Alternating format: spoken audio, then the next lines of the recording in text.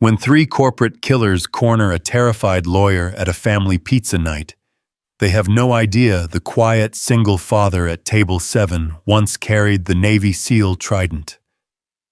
Michael Caine buried his lethal past to raise his daughter in peace, but some debts to the dead can never be ignored.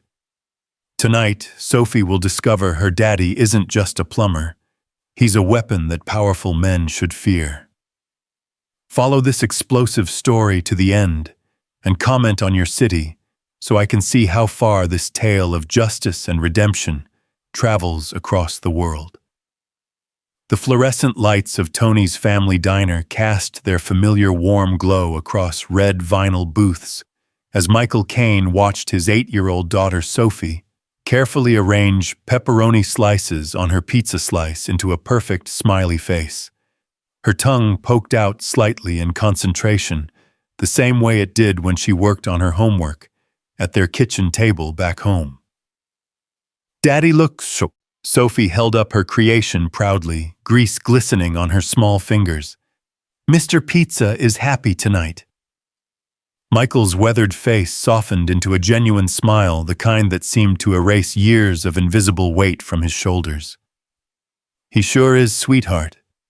Think he's happy because it's our special Friday night?" "Maybe," Sophie giggled, taking a careful bite that left Mr. Pizza with a lopsided grin. "Or maybe because you promised we could get ice cream after." "Did I promise that?" Michael raised an eyebrow in mock confusion, his calloused hands that had held both wrenches and weapons, now gently wiping sauce from his daughter's chin with a paper napkin. "Daddy." Sophie's eyes went wide with indignation. "You totally promised." "You said if I got all my spelling words right this week, we could get the double chocolate chip." Michael chuckled, a sound that rumbled deep in his chest.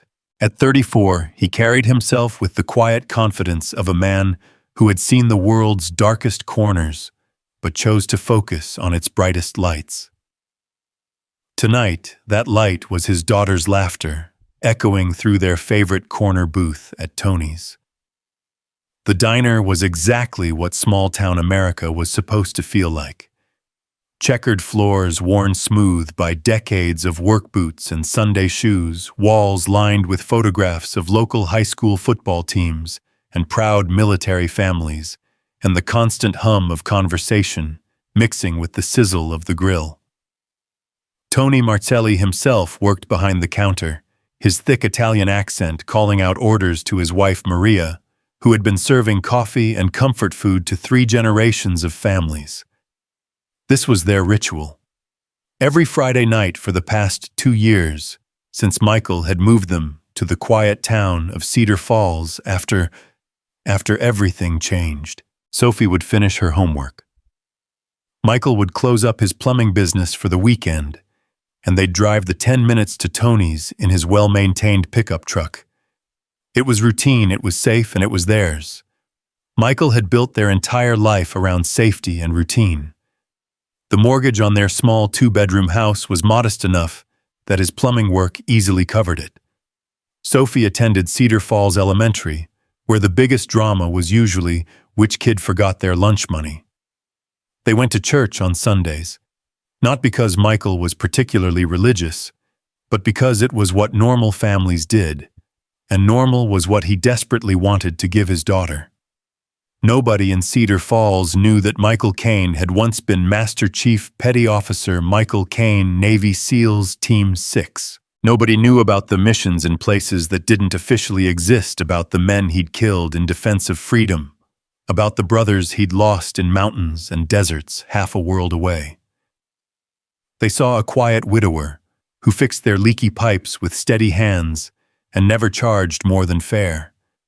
They saw a devoted father who coached Little League and helped with school fundraisers. That was exactly how Michael wanted it. "Earth to Daddy." Sophie waved her small hand in front of his face, bringing him back to the present. "You got that look again."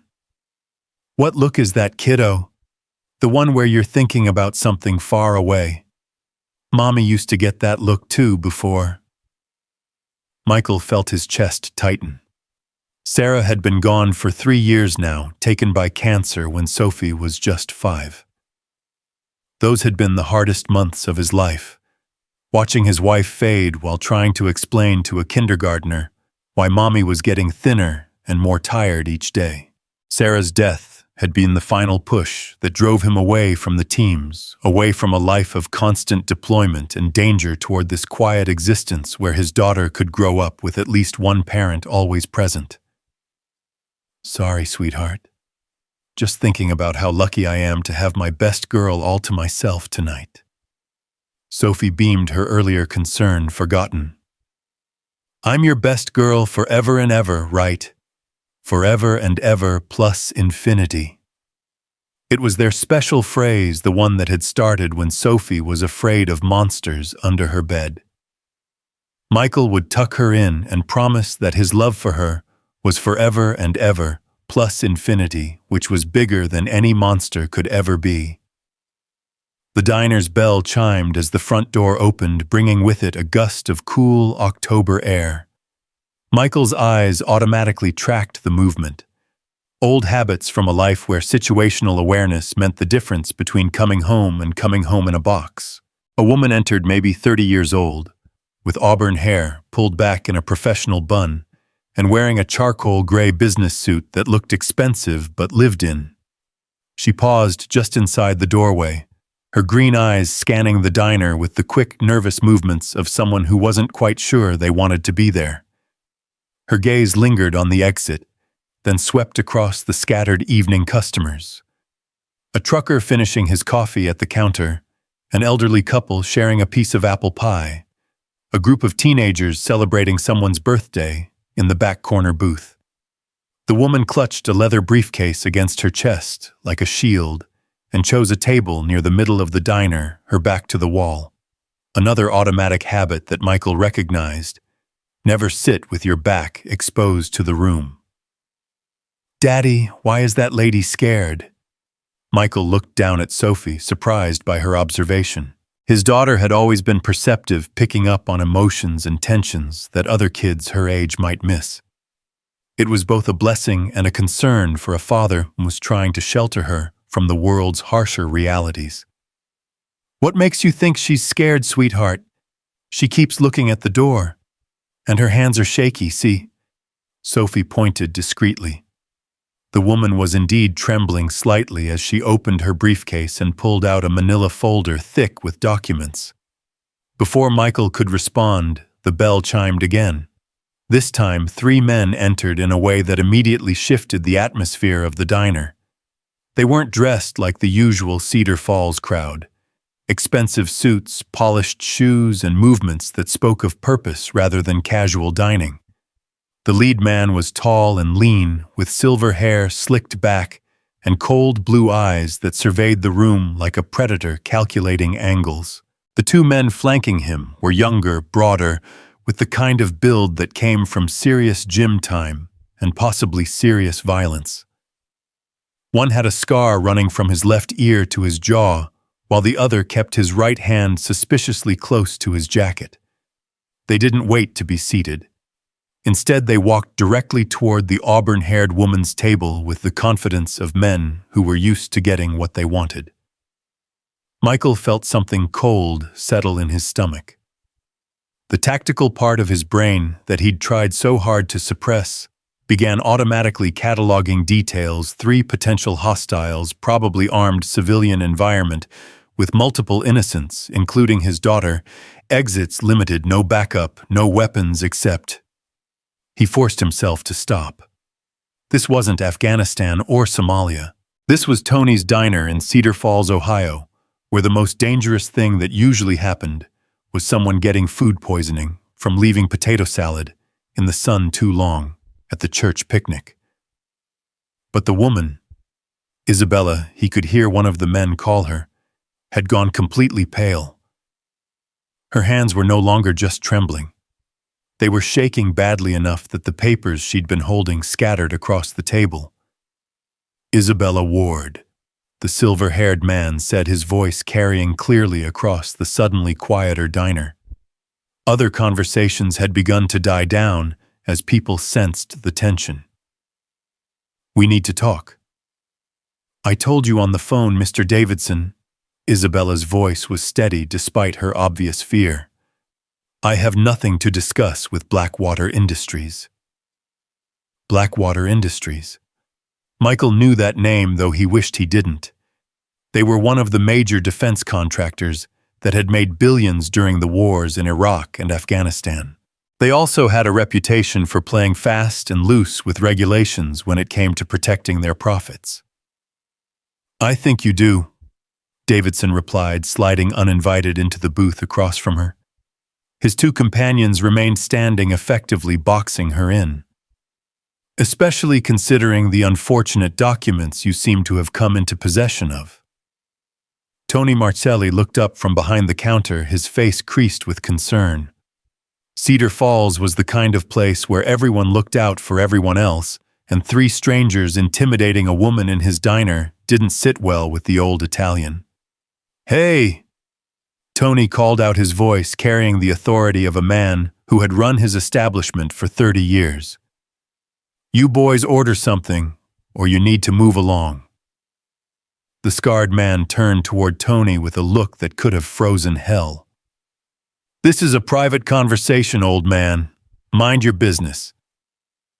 That was when Michael knew this situation was about to go very, very bad. "Daddy," Sophie's voice was small, confused. "Why are those men being mean to the lady?" Michael's training kicked in automatically. Threat assessment.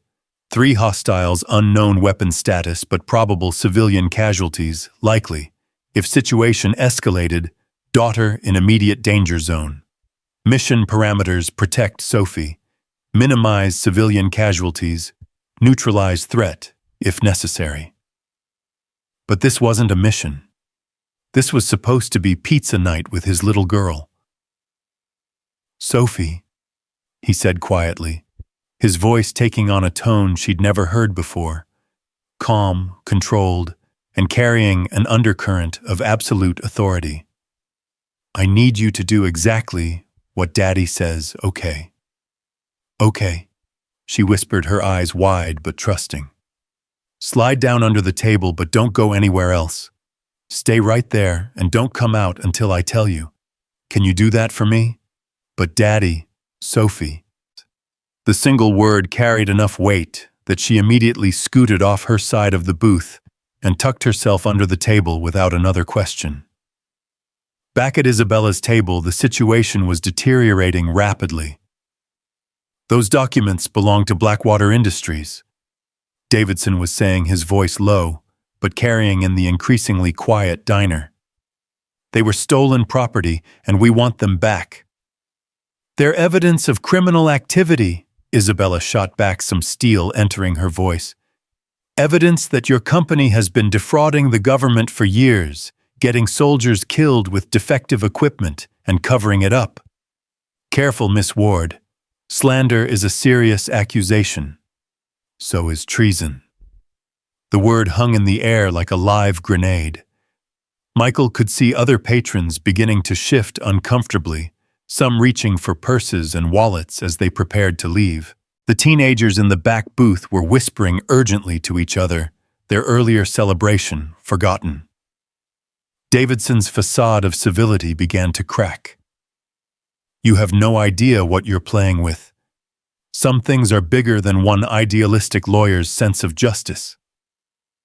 My father died because of your company's negligence." Isabella's voice rose slightly, emotion breaking through her professional composure. "Captain James Barnes, 3rd Marine Division. His unit was using Blackwater-supplied body armor that you knew was defective. Armor that you kept selling to save money on manufacturing costs." Captain James Barnes. The name hit Michael like a physical blow. He knew that name. He knew it very well. Captain Barnes had been the Marine liaison officer attached to Michael's SEAL team during a particularly nasty operation in Helmand Province 4 years ago. A good officer, a better man who had saved Michael's life, when an IED had left him pinned down and bleeding in a Taliban kill zone. Barnes had charged through enemy fire to pull Michael to safety, taking shrapnel in the process, but never complaining about it. 2 months later, Captain Barnes had been killed when his unit was ambushed, and his body armor failed to stop rounds that it should have easily defeated. Michael had attended the funeral, had watched a flag-draped coffin being lowered into the ground, while a young woman with auburn hair, Barnes's daughter, stood at graveside with tears streaming down her face. Isabella Ward was James Barnes's daughter, and these men were threatening her. The cold feeling in Michael's stomach was rapidly being replaced by something much hotter and infinitely more dangerous. This wasn't just about some corporate intimidation anymore. This was about a debt of honor to a fallen brother in arms. Your father was a soldier, Davidson continued, oblivious to the volcano he was sitting next to. He understood that sometimes sacrifices have to be made for the greater good.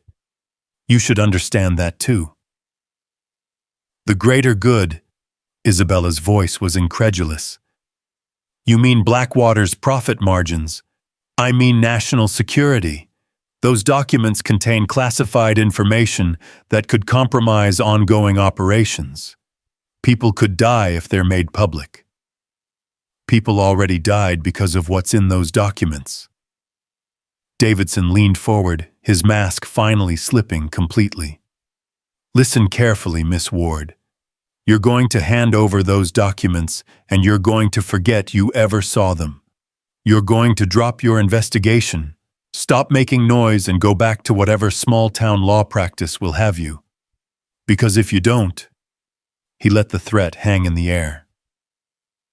If I don't what? Isabella challenged, though Michael could see her hands shaking again. Davidson smiled, and it was a cold, ugly thing. Your father wasn't the only Barnes who could have an accident. That was enough. Michael stood up from his booth, the movement smooth and controlled, despite the rage building inside him. At 6 feet 2 inches and 200 pounds of muscle earned through years of military training and physical labor, he cut an imposing figure even in his casual flannel shirt and jeans. Excuse me, he said, his voice carrying clearly across the diner. Is there a problem here? Davidson looked up, annoyed at the interruption. This is a private conversation, friend. Why don't you mind your own business? Well, you see, Michael said, taking a step closer to their table, when 3 men start threatening a woman in front of my daughter, that kind of becomes my business. The scarred man turned to face Michael fully, his hand moving closer to his jacket. You really don't want to get involved in this, pal. Maybe not. Michael agreed, his tone remaining conversational. But I'm going to anyway. He could feel the attention of everyone in the diner now. Tony had stopped pretending to work and was watching intently. The elderly couple had frozen with their forks halfway to their mouths. Even the teenagers had gone quiet. This woman is coming with us, Davidson said, standing up.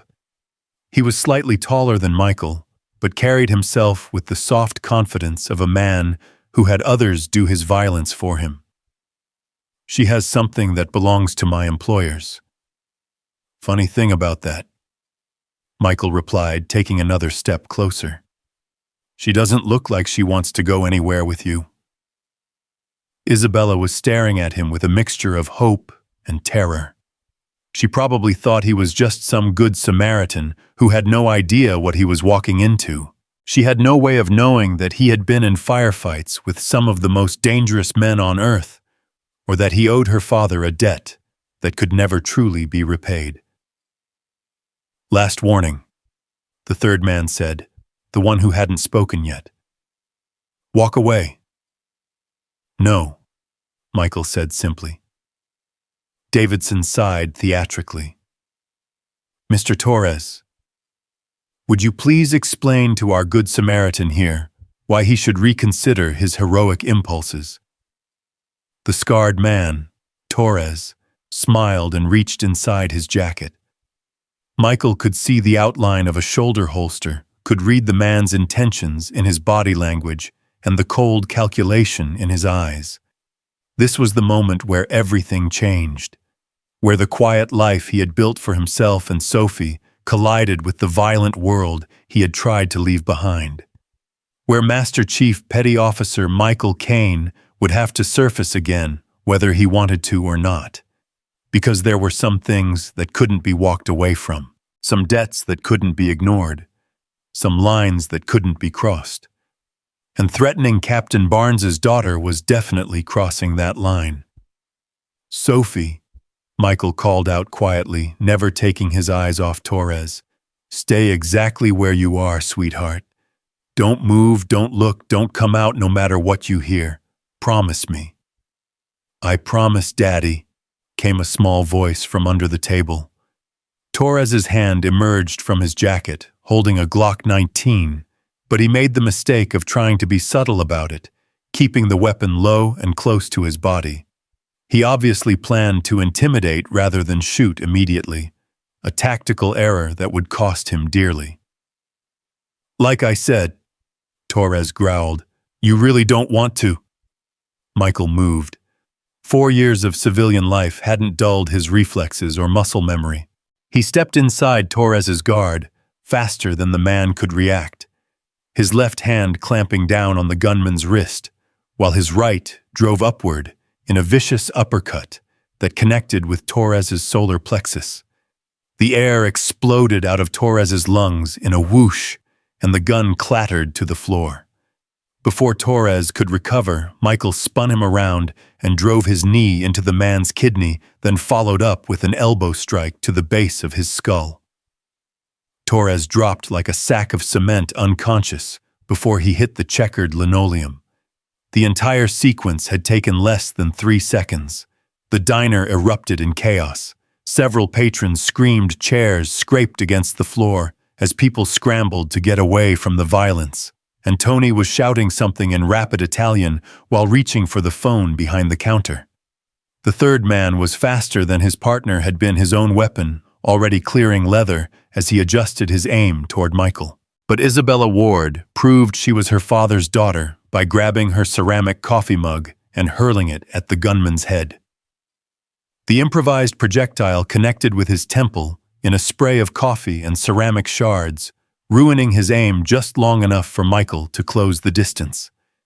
This man was better trained than Torres, managing to get one wild shot off that shattered the front window of the diner before Michael's hand clamped down on his throat. Michael's thumb found the pressure point below the man's ear and squeezed. The gunman's eyes rolled back, and he joined his partner on the floor. Davidson had backed away from the violence, his face pale, but his hands steady as he reached for his own weapon. "You have no idea what you've just done," he snarled. "Sure I do," Michael replied, breathing steady despite having just taken down 2 armed men. "I stopped 3 assholes from threatening an innocent woman." "Innocent?" Davidson laughed, but there was no humor in it. "Miss Ward is in possession of classified military documents. That makes her a traitor and a terrorist. Those documents prove your company sold defective equipment that got my father killed," Isabella shouted, finally finding her voice again. "Your father?" Davidson's eyes narrowed as he studied her face more carefully. "Barnes. Captain James Barnes. I should have made the connection sooner. You knew my father. I knew of him. Brave man. Unfortunate that he got caught up in circumstances beyond his control." Michael saw red. "Circumstances? You son of a bitch, you mean the defective armor your company sold to save a few bucks on manufacturing." Davidson's gun was fully clear now, a stainless steel .45 that he held with the practiced grip of someone who knew how to use it. "Stand down, soldier. You're out of your depth here." "Soldier?" Michael raised an eyebrow. "What makes you think I'm a soldier?" "Please. The way you moved, the tactical awareness, the efficiency of your takedowns. You're military. Special operations, if I had to guess." which makes this even more unfortunate because it means you should understand the bigger picture here. Michael glanced down at Torres's unconscious form, then back up at Davidson. The bigger picture where defense contractors get rich selling garbage equipment to the men and women who put their lives on the line. The bigger picture where sometimes individual tragedies have to be accepted for the sake of national security, Davidson shot back. Do you think Captain Barnes would want his daughter to stop Holmes' ongoing operations just to satisfy her need for revenge? I think Captain Barnes would want the truth to come out so no other fathers die because some corporate executive wanted a bigger bonus. The standoff stretched out tension crackling between them like electricity. Michael could hear sirens in the distance. Someone had called the police. That was both good and bad. Good because it meant backup was coming. Bad because it meant this situation was about to get very complicated. You have 30 seconds to put that gun down before the cops get here, Michael said calmly. The police won't be a problem, Davidson replied. Blackwater Industries has contracts with law enforcement agencies across the state. We'll sort this out. You mean you'll cover it up? I mean we'll handle it appropriately. Isabella had been quiet during the exchange, but now she spoke up. The documents are already copies, she said. I've sent the originals to 3 different news outlets and the FBI. Davidson's face went white. You couldn't have. We've been monitoring your communications. I hand-delivered them yesterday. Isabella continued, a note of satisfaction in her voice. Before you started following me. So even if you kill me, even if you kill him, she nodded toward Michael. The truth is still going to come out.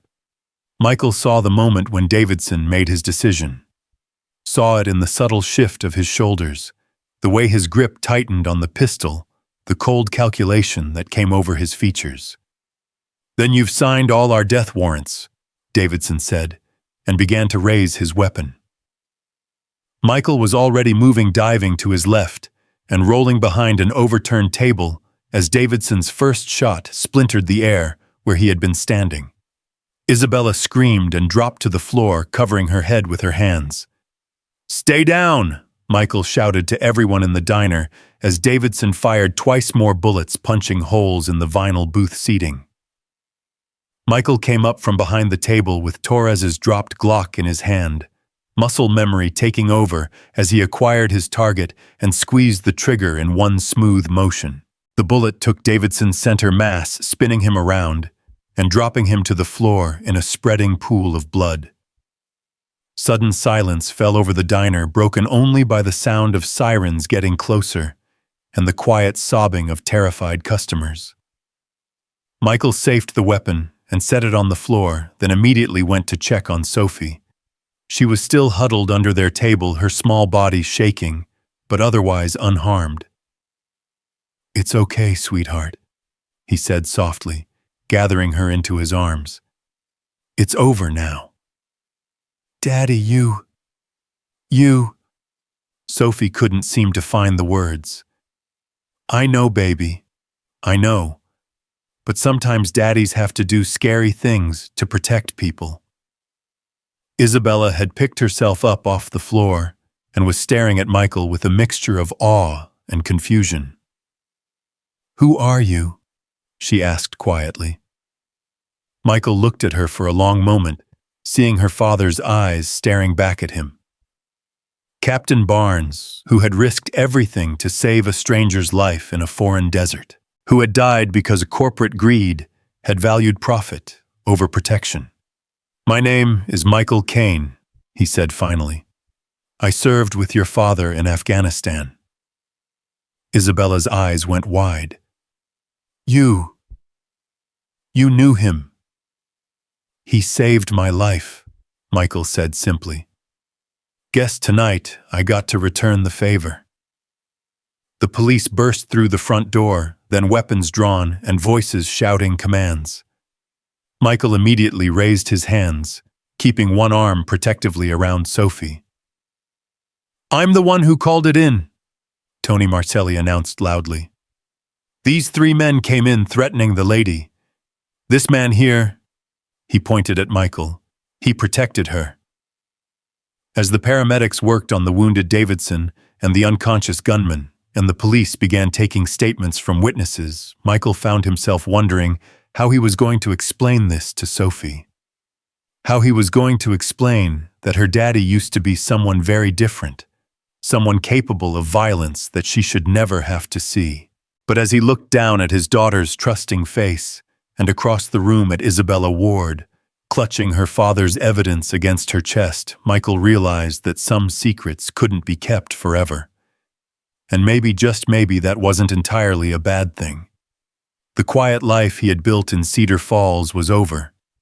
But as he thought about Captain Barnes, about the other soldiers who had died because of corporate greed and covered-up negligence, Michael began to wonder if maybe it was time to stop running from who he used to be.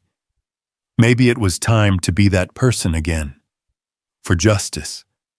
For honor. For the daughter of a man who had saved his life. And for Sophie, who deserved to grow up in a world where the good guys actually won sometimes. The fluorescent lights of the Cedar Falls Police Department cast harsh shadows across the interview room, where Michael sat with Sophie curled up in his lap, her small arms wrapped tightly around his neck. She hadn't let go of him since the paramedics had finished checking her over, and he wasn't about to push her away now. The events at Tony's diner had shattered more than just the front window. They had blown apart the carefully constructed normalcy he'd spent 2 years building. Detective Ray Morrison, a heavy-set man in his 50s with kind eyes and 20 years of small-town policing under his belt, sat across from them, with a steaming cup of coffee and a stack of witness statements. Morrison had been one of the first responders, and Michael could tell the veteran cop was still trying to process what had happened in his quiet jurisdiction. "So let me make sure I understand this correctly, Mr. Kane," Morrison said, his voice gentle but probing. 3 armed men entered Tony's diner, threatened Miss Ward, and you intervened to protect her and the other customers. "That's right," Michael replied, his hand stroking Sophie's hair as she dozed fitfully against his shoulder.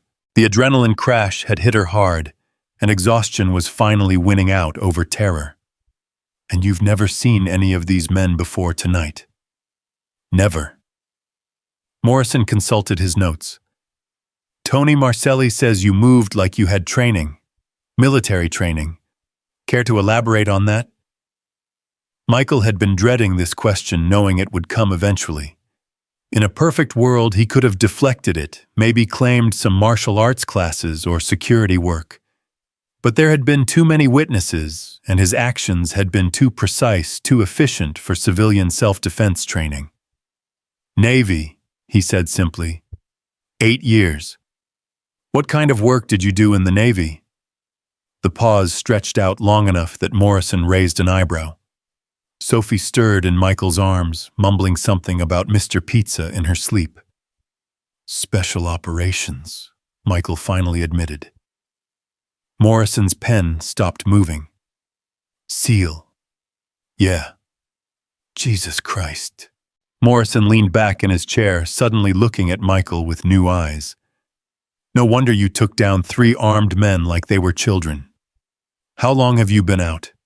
4 years. Moved here after my wife died, wanted to give Sophie a normal life. Well, that plan just went to hell in a handbasket." Morrison closed his notebook and rubbed his face with both hands. "Mr. Kane, I need you to understand something. 2 of those men are in intensive care, and the 3rd one, Davidson, he's probably not going to make it through the night. You killed a man tonight." "A man who was about to shoot an innocent woman," Michael said quietly. "A man who threatened my daughter by being in the same room with a loaded gun." "I'm not questioning your actions," Morrison said quickly. "Every witness says you saved lives tonight. But this is going to bring attention, a lot of attention. And from what Miss Ward has been telling us about these Blackwater Industries documents, it's going to be the kind of attention that makes people nervous." Through the interview room's small window, Michael could see Isabella Ward sitting in another room down the hall, speaking animatedly to a man in an expensive suit who had arrived 20 minutes ago, claiming to be her attorney. She caught his eye through the glass and offered a small wave, which he returned with a nod. "What kind of people are we talking about?" Michael asked, though he suspected he already knew the answer. "The kind that can make a lot of trouble for a single father trying to raise his daughter in peace," Morrison replied. "The kind that have lawyers and political connections and resources you don't want to think about." "Are you saying I should be worried?"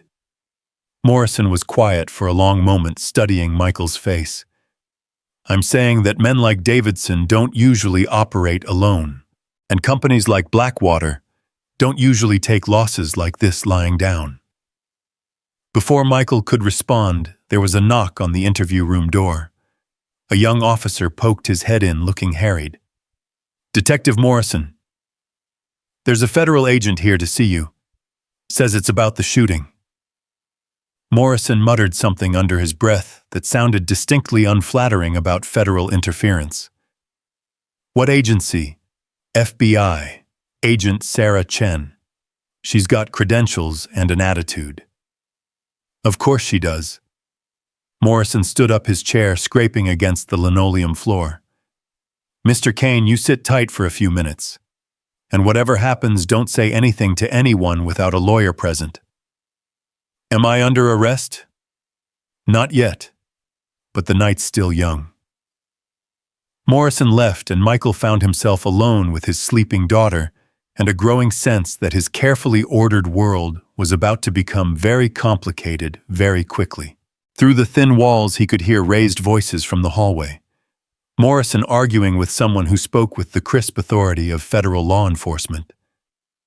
Sophie stirred again, her eyes fluttering open to focus on his face. "Daddy, are we going home soon?" "I hope so, sweetheart. How are you feeling?" "Scared," she admitted, her voice small. "Those men were really bad, weren't they?"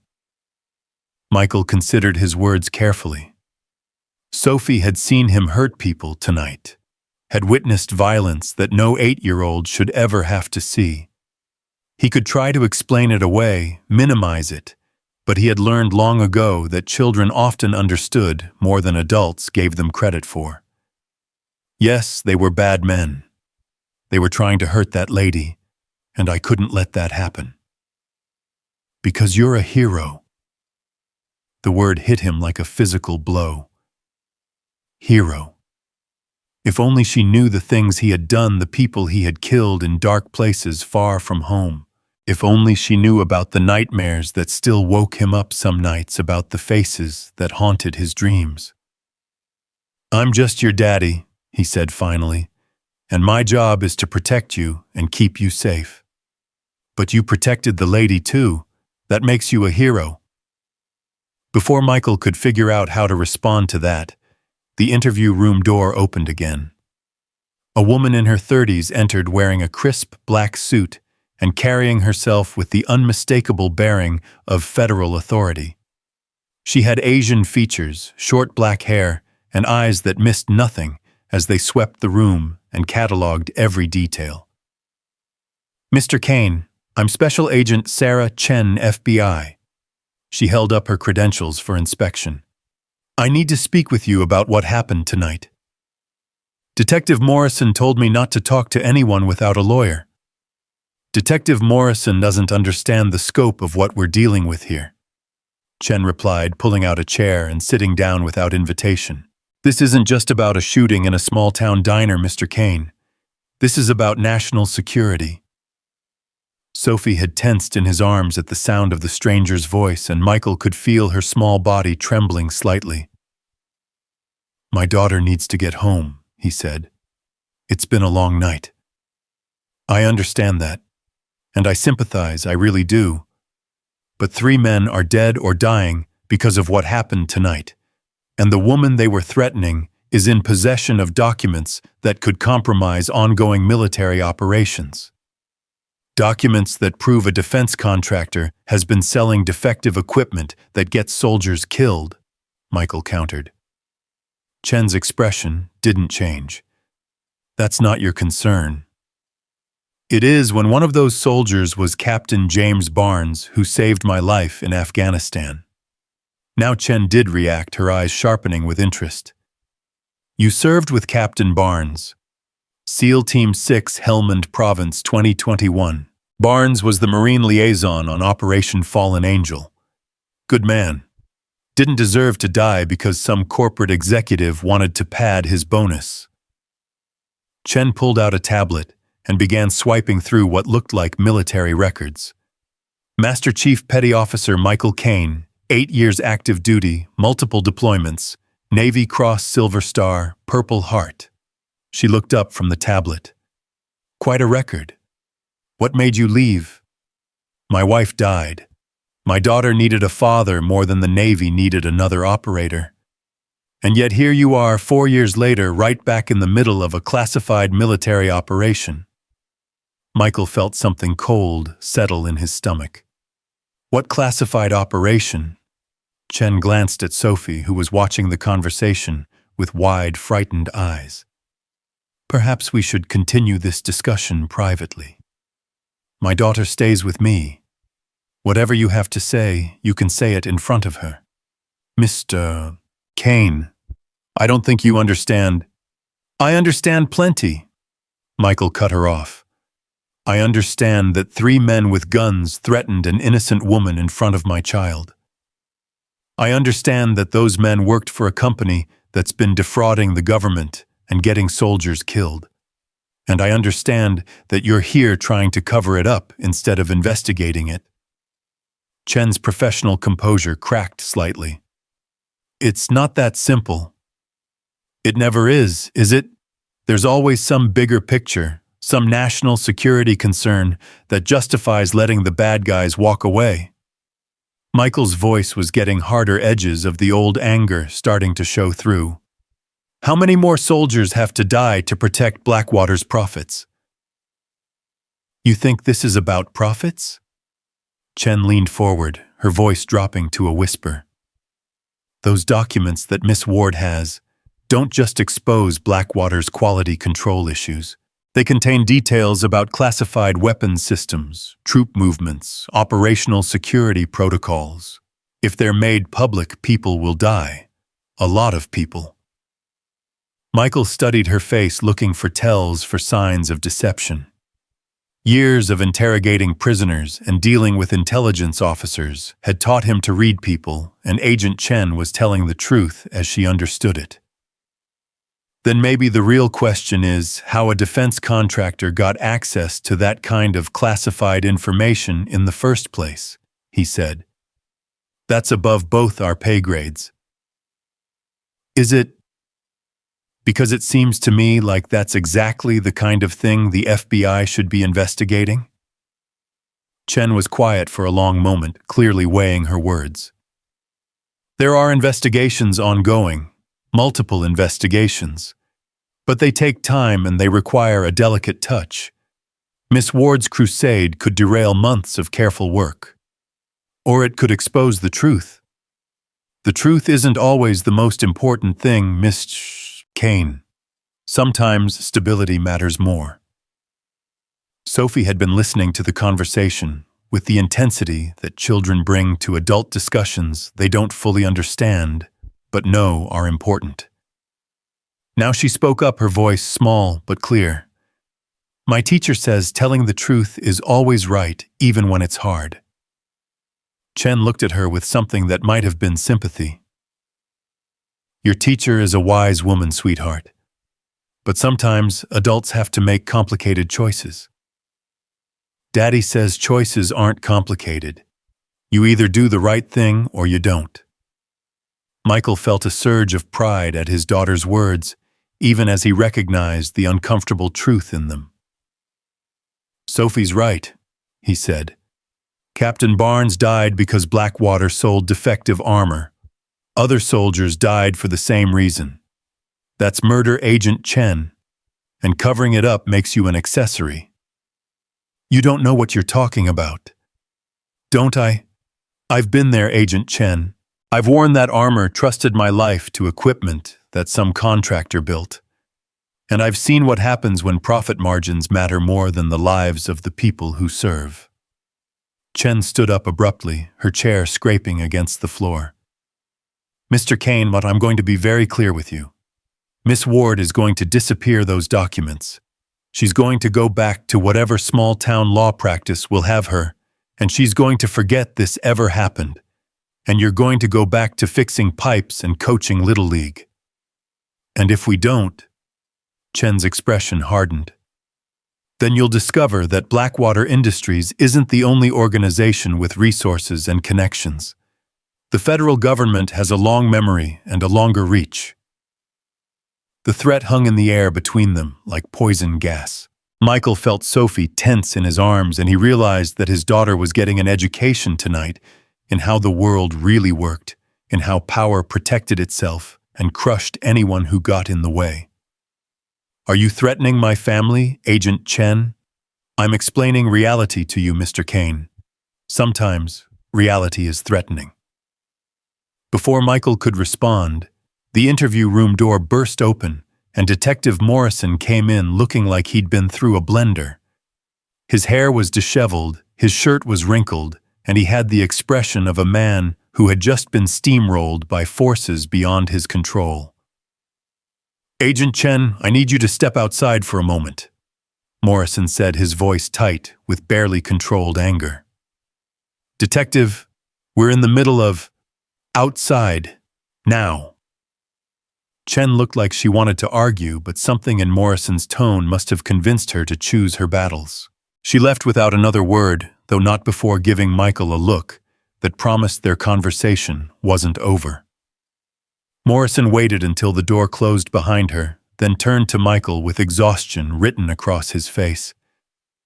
Mr. Kane, I've been a cop for 20 years, and I've never seen anything like what just happened out there.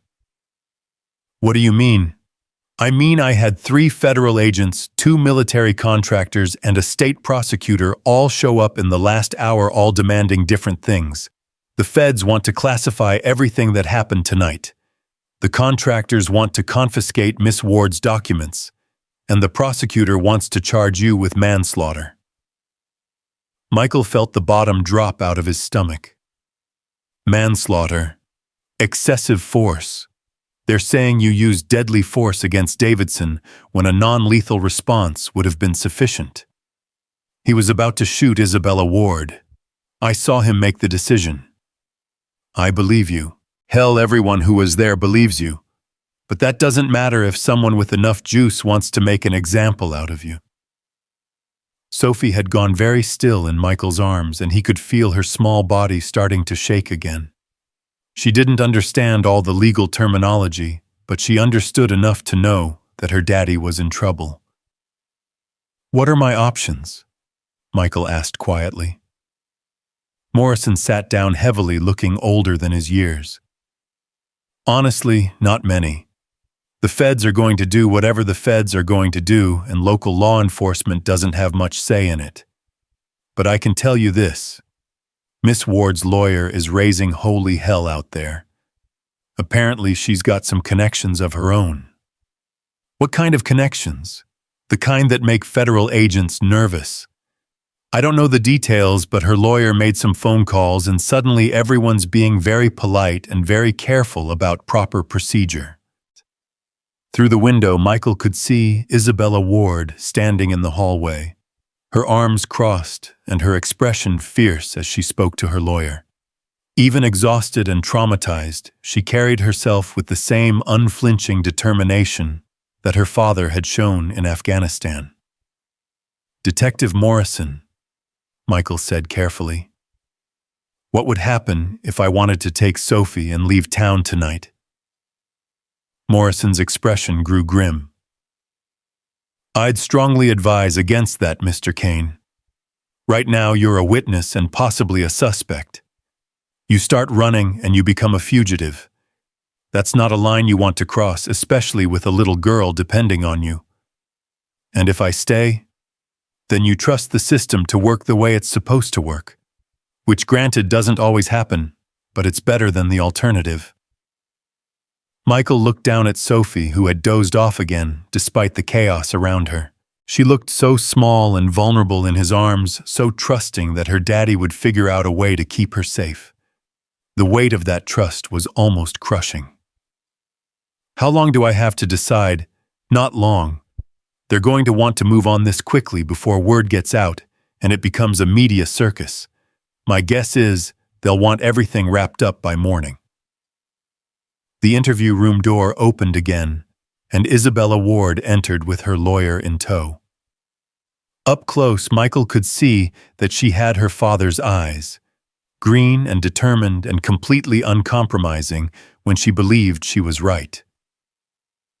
"Mr. Kane," she said, extending her hand, "I never properly thanked you for what you did tonight.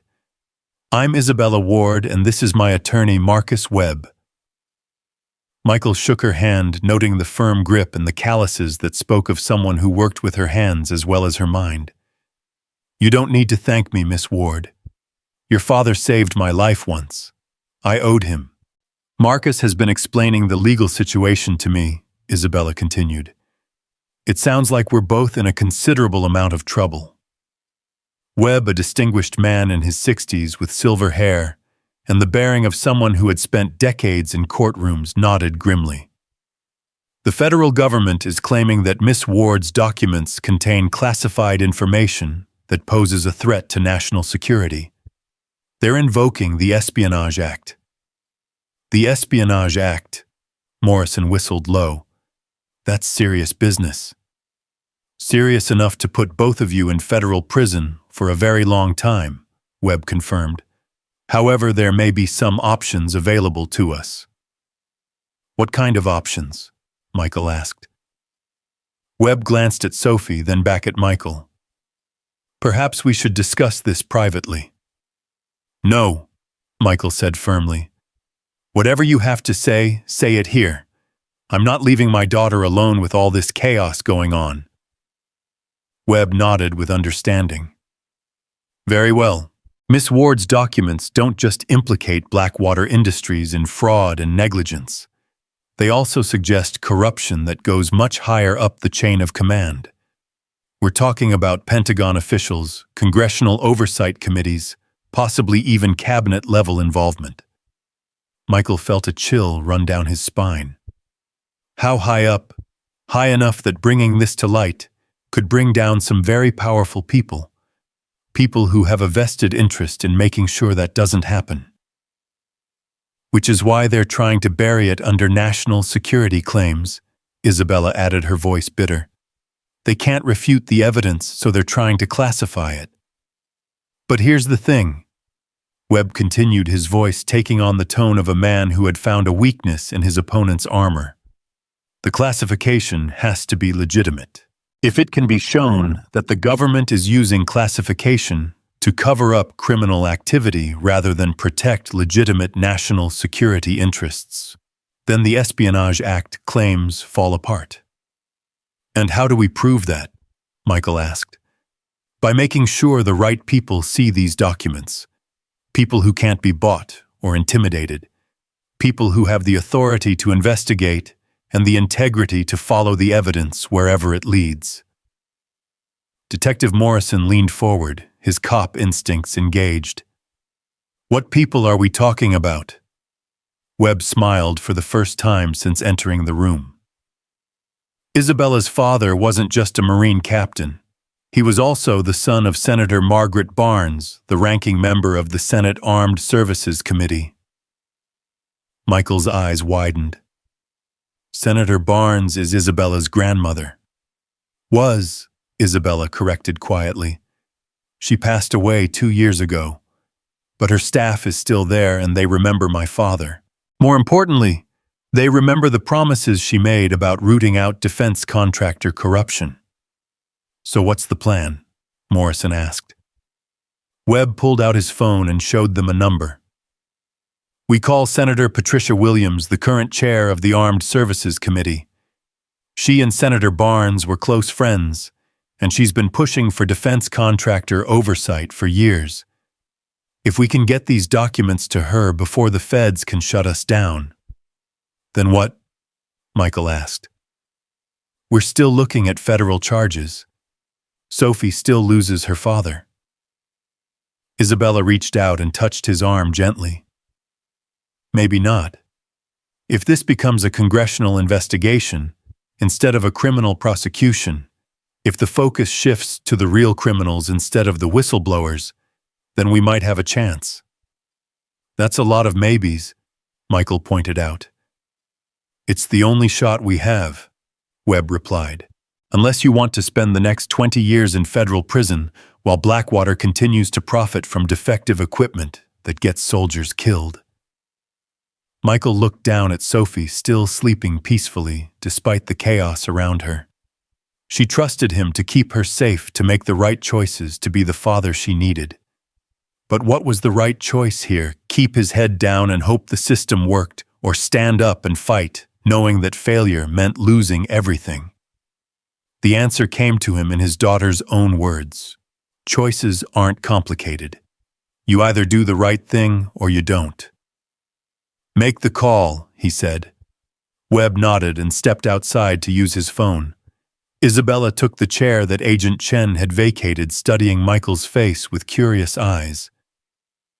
"You really served with my father?" she asked. "Operation Fallen Angel 2021. We were tasked with taking out a Taliban weapons cache in the mountains outside Kabul. Intel was wrong and we walked into an ambush. Your father pulled me out of a kill zone while taking shrapnel from an IED." Isabella's eyes filled with tears. He never talked about his deployments much. Said the important thing was coming home to family. He was a good man. A good soldier. He didn't deserve what happened to him. None of them did. That's why this matters, Mr. Kane. That's why we can't let them bury this. Before Michael could respond, Webb returned with his phone still pressed to his ear. His expression was tense but hopeful. "Senator Williams is in Washington, but she's sending her chief of staff to meet us tonight. He's driving down from Columbus and should be here within the hour." "Tonight?" Morrison asked. "It's almost midnight." "Senator Williams takes defense contractor oversight very seriously," Webb explained, "especially when it involves potential criminal activity." Agent Chen chose that moment to return, and her expression when she saw Webb on the phone was thunderous. "Mr. Webb, I hope you're not doing what I think you're doing. I'm representing my client's interests, Agent Chen, which includes making sure she receives proper legal protection. Your client is in possession of classified documents. Any attempt to disseminate them further could be considered an act of treason." Webb smiled coldly. "Agent Chen, are you familiar with the congressional oversight provisions of the Intelligence Authorization Act? Because Senator Williams's staff certainly is." Chen's face went pale. "You can't be serious." "Completely serious. The Senate Armed Services Committee has legitimate oversight authority over defense contractor activities. Providing them with evidence of potential criminal activity is not only legal, it's required by law. Those documents are classified. By whom, under what authority, and for what legitimate national security purpose?" Webb's voice was gaining strength, like a prosecutor who had found the smoking gun. "Because if they're classified solely to cover up criminal activity, then that classification is invalid." Michael watched the exchange with growing admiration for Isabella's lawyer. Webb was clearly outmatching the federal agent using her own rules against her. "I'm going to need to speak with my superiors," Chen said finally. "You do that. In the meantime, my clients aren't going anywhere." Chen left again this time, with considerably less confidence than when she'd arrived. Morrison chuckled softly. "I've got to hand it to you, Mr. Webb. I've never seen anyone back down a federal agent like that. 20 years as a defense attorney teaches you a few things about fighting overreach," Webb replied. The key is knowing when they're bluffing and when they actually have the law on their side. Sophie stirred in Michael's arms, her eyes opening to focus on his face. "Daddy, what's happening?" "We're waiting to talk to some important people, sweetheart. People who might be able to help. The good guys." Michael glanced at Isabella, then at Webb, then at Detective Morrison. For the first time since this whole nightmare began, he felt a glimmer of hope. "Yeah, baby. The good guys."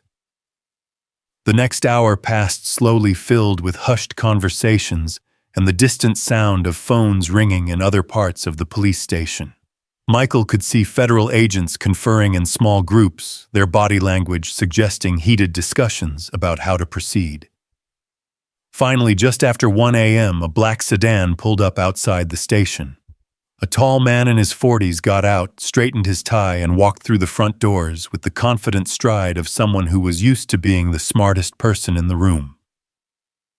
"That'll be Thomas Brennan," Webb said with satisfaction. "Senator Williams's chief of staff, former prosecutor, former military intelligence, and currently one of the most feared investigators on Capitol Hill." Michael felt Sophie relax in his arms as the tension in the room began to shift. For the first time all night, it felt like they might actually have a chance. The real fight was just beginning. Thomas Brennan commanded the interview room from the moment he walked through the door, his presence shifting the entire dynamic, like a storm front moving across the prairie. At 43, he carried himself with the quiet authority of someone who had spent years navigating the treacherous waters of Washington politics.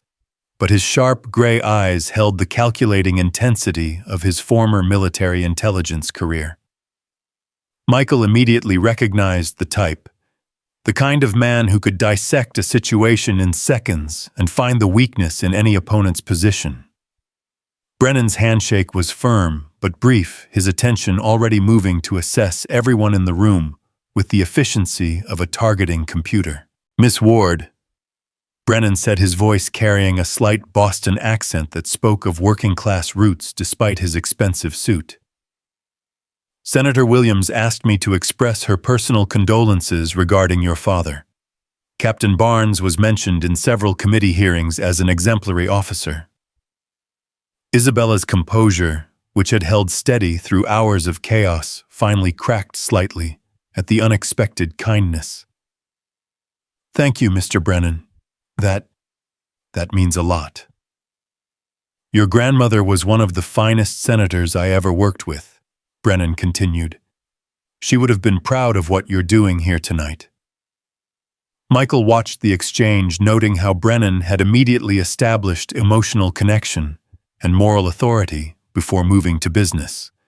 It was masterful political theater, but it also felt genuinely compassionate. "Mr. Kane," Brennan turned his attention to Michael and Sophie, who was now awake but still clinging to her father's neck. "I understand you served with Captain Barnes in Afghanistan." "Yes, sir.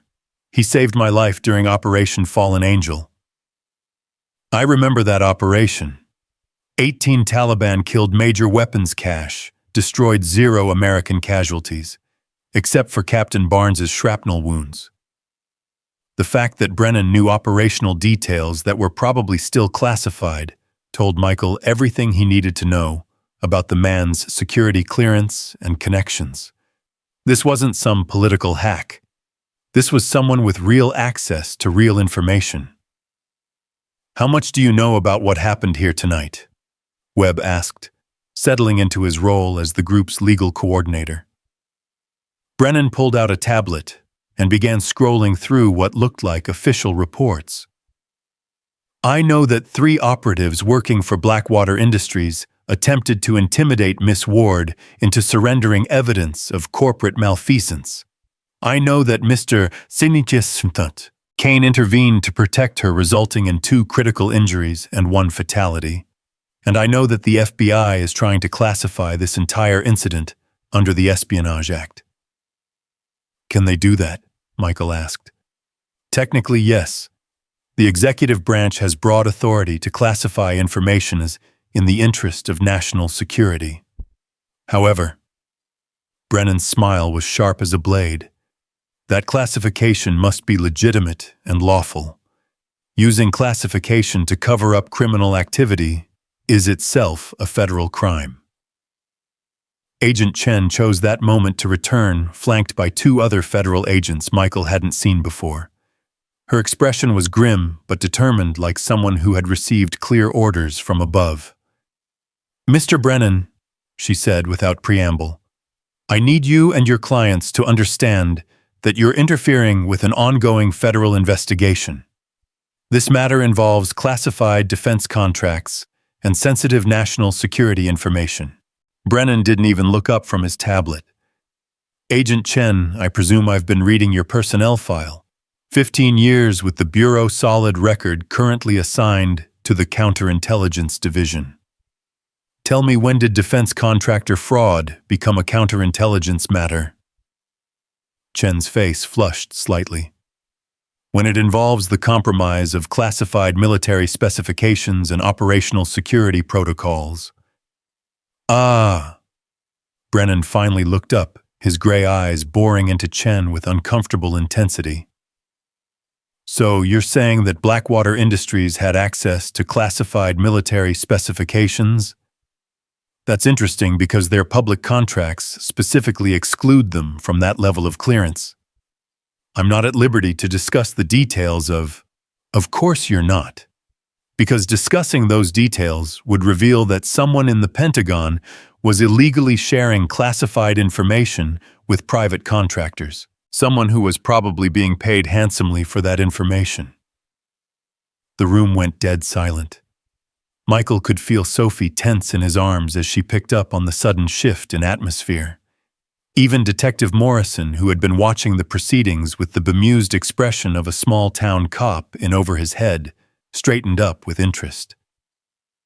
"That's a very serious accusation, Mr. Brennan," Chen said carefully. "It's not an accusation, Agent Chen. It's an inevitable conclusion based on the facts as you've presented them. Either Blackwater had legitimate access to classified information, in which case their contracts were fraudulent from the beginning, or they had illegitimate access, in which case someone in the government was committing treason." Webb leaned forward, with the expression of a lawyer who had just seen his opponent's case collapse. "Which is it, Agent Chen? Because either way, the real criminals aren't the people in this room." Chen looked like she wanted to argue, but before she could respond, her phone buzzed. She glanced at it, and her face went pale. "I need to step outside for a moment," she said, her voice tight with stress. "Take your time," Brennan replied pleasantly. "We'll be here." As soon as Chen left, Brennan turned to Isabella with renewed focus. "Miss Ward, I need you to tell me exactly what's in those documents. Not summaries, not generalizations, specific details." Isabella looked to Webb, who nodded encouragingly. "Financial records showing payments from Blackwater to Pentagon officials. Purchase orders for body armor that didn't meet military specifications. Test results that were falsified to hide defects. And communication logs showing that Blackwater executives knew their equipment was failing in the field, but continued to ship it anyway." "Names," Brennan said simply. "I need names." Isabella took a deep breath. Deputy Defense Secretary Robert Morrison, Colonel Sarah Hayes from Army Procurement, General David Chen from... "Wait," Michael interrupted. "General David Chen? Any relation to Agent Chen?" Brennan's smile was razor-thin. "Her uncle, which explains why the FBI is so eager to classify this whole thing. They're not protecting national security. They're protecting one of their own." The implications hit everyone in the room simultaneously. This wasn't just about corporate fraud or even military corruption. This was about a federal agent using her position to cover up her family's involvement in a conspiracy that had gotten soldiers killed. "Jesus Christ," Morrison whispered. "No wonder she wanted to bury this." "It gets worse," Isabella continued, her voice gaining strength as she realized the full scope of what she was revealing. The documents show that General Chen wasn't just taking money from Blackwater. He was actively steering contracts away from legitimate suppliers and toward Blackwater, even when their bids were higher and their quality was lower. "How much money are we talking about?" Brennan asked. Isabella consulted her copies of the documents. Individual payments ranged from $50,000 to $500,000. Total payments over 3 years, approximately $12 million. The figure hung in the air like a death sentence. Michael felt sick thinking about how many soldiers had died because of equipment that failed to protect them all so a few officials could line their pockets. "Mr. Brennan," he said quietly, "what happens to those officials when this comes out?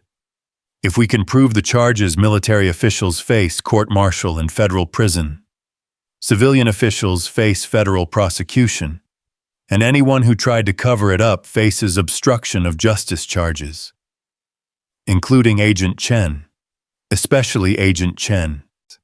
Sophie had been listening to the conversation with the wide-eyed attention that children bring to adult discussions they know are important, but don't fully understand. Now she spoke up, her voice small but clear. "Daddy, are the bad people going to go to jail?" Michael looked down at his daughter, seeing her father's determination reflected in her young eyes. "I hope so, sweetheart. That's what we're trying to make happen." "Good," Sophie said, with the absolute moral certainty that only children possess. "Bad people should go to jail." Agent Chen returned to the room with 2 additional agents, and Michael could immediately see that the dynamic had shifted. Chen's earlier confidence was gone, replaced by the desperate aggression of someone whose back was against the wall. "Mr. Brennan, I've spoken with my superiors and we're prepared to make a deal," Chen said, her voice carefully controlled. "What kind of deal?" Webb asked suspiciously. "Miss Ward surrenders all copies of the stolen documents, agrees never to discuss this matter publicly, and accepts a generous settlement for her inconvenience. Mr. Kane receives immunity from any criminal charges related to tonight's incident. Everyone goes home happy." Brennan laughed, a sound devoid of humor. "And the officials who took bribes, the soldiers who died because of defective equipment, what happens to them?"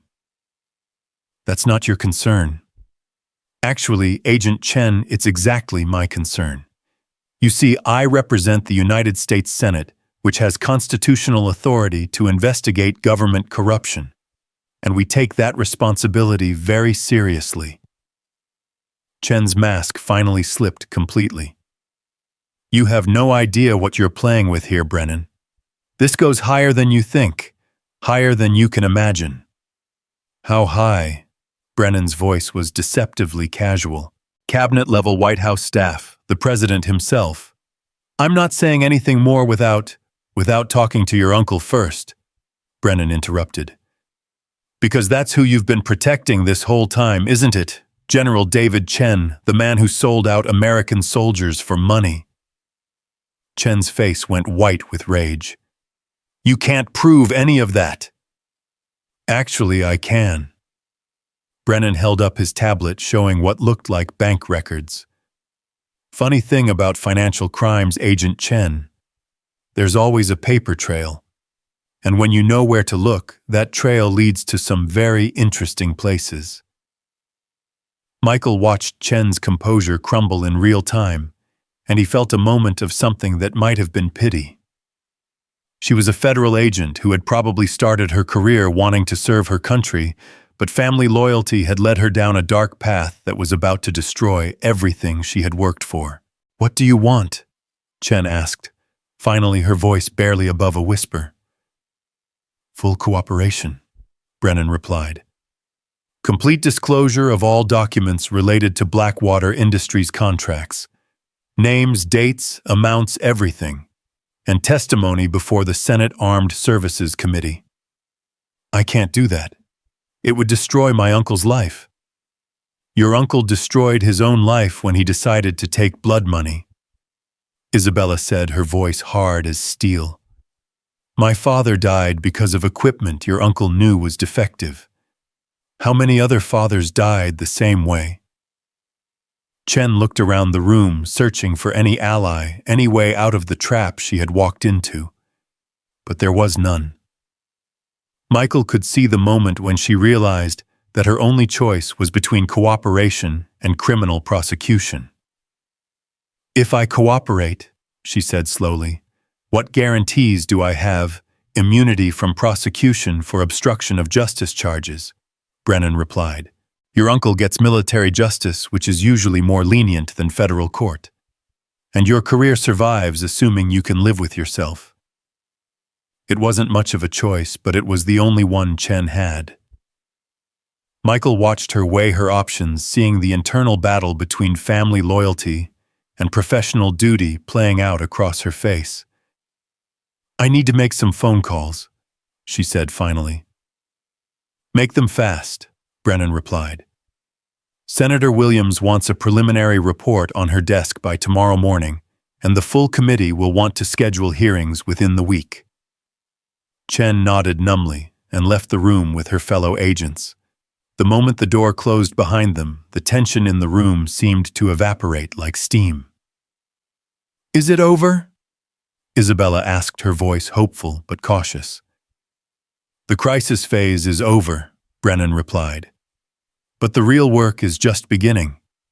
Congressional investigations take months, sometimes years, and Blackwater Industries isn't going to just roll over and accept defeat.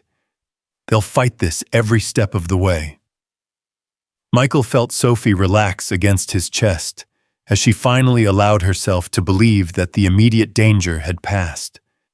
But Brennan's words reminded him that their troubles were far from over. What kind of fight are we talking about? He asked.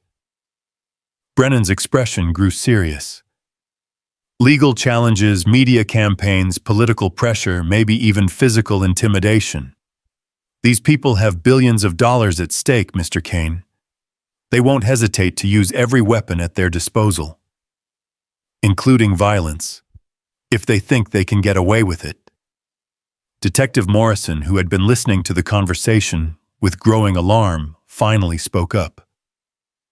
Mr. Brennan, are you saying these people might come after Mr. Kane and his daughter? I'm saying that corporate assassinations aren't unheard of when this much money is involved. 3 men with guns already tried to intimidate Miss Ward tonight. What makes you think they won't try again with different people? The cold reality of Brennan's words settled over the room like a blanket of ice. Michael realized that by getting involved tonight, by choosing to stand up and fight, he had painted a target on both himself and Sophie. What kind of protection can you offer? Webb asked. Limited, Brennan admitted. Congressional investigators don't have law enforcement authority, and federal protection would have to come through the same agencies that are compromised. Your best bet is probably private security and a very low profile until the hearings begin. Michael looked down at Sophie, who had dozed off again, despite the ongoing conversation. She looked so peaceful, so innocent, completely unaware that her life had just been turned upside down by forces beyond her control. Mr. Brennan, he said quietly, I need to ask you something, and I need you to be completely honest with me. Of course. Is this worth it? Is exposing this corruption worth the risk to my daughter's safety? Brennan was quiet for a long moment, studying Michael's face with those sharp gray eyes. Mr. Kane, how many soldiers do you think have died because of defective Blackwater equipment over the past 3 years? Michael thought about Captain Barnes, about the body armor that had failed when it was needed most. I don't know. Dozens, hundreds. Try thousands, Brennan said softly. We estimate that Blackwater's defective equipment has been responsible for approximately 3,000 combat deaths and 12,000 serious injuries since 2020. That's not counting the psychological trauma to families, the long-term medical costs, or the operational security compromises. The numbers hit Michael like a physical blow. 3,000 dead soldiers. 3,000, Captain Barnes's 3,000 families, destroyed by corporate greed. Those soldiers were someone's children.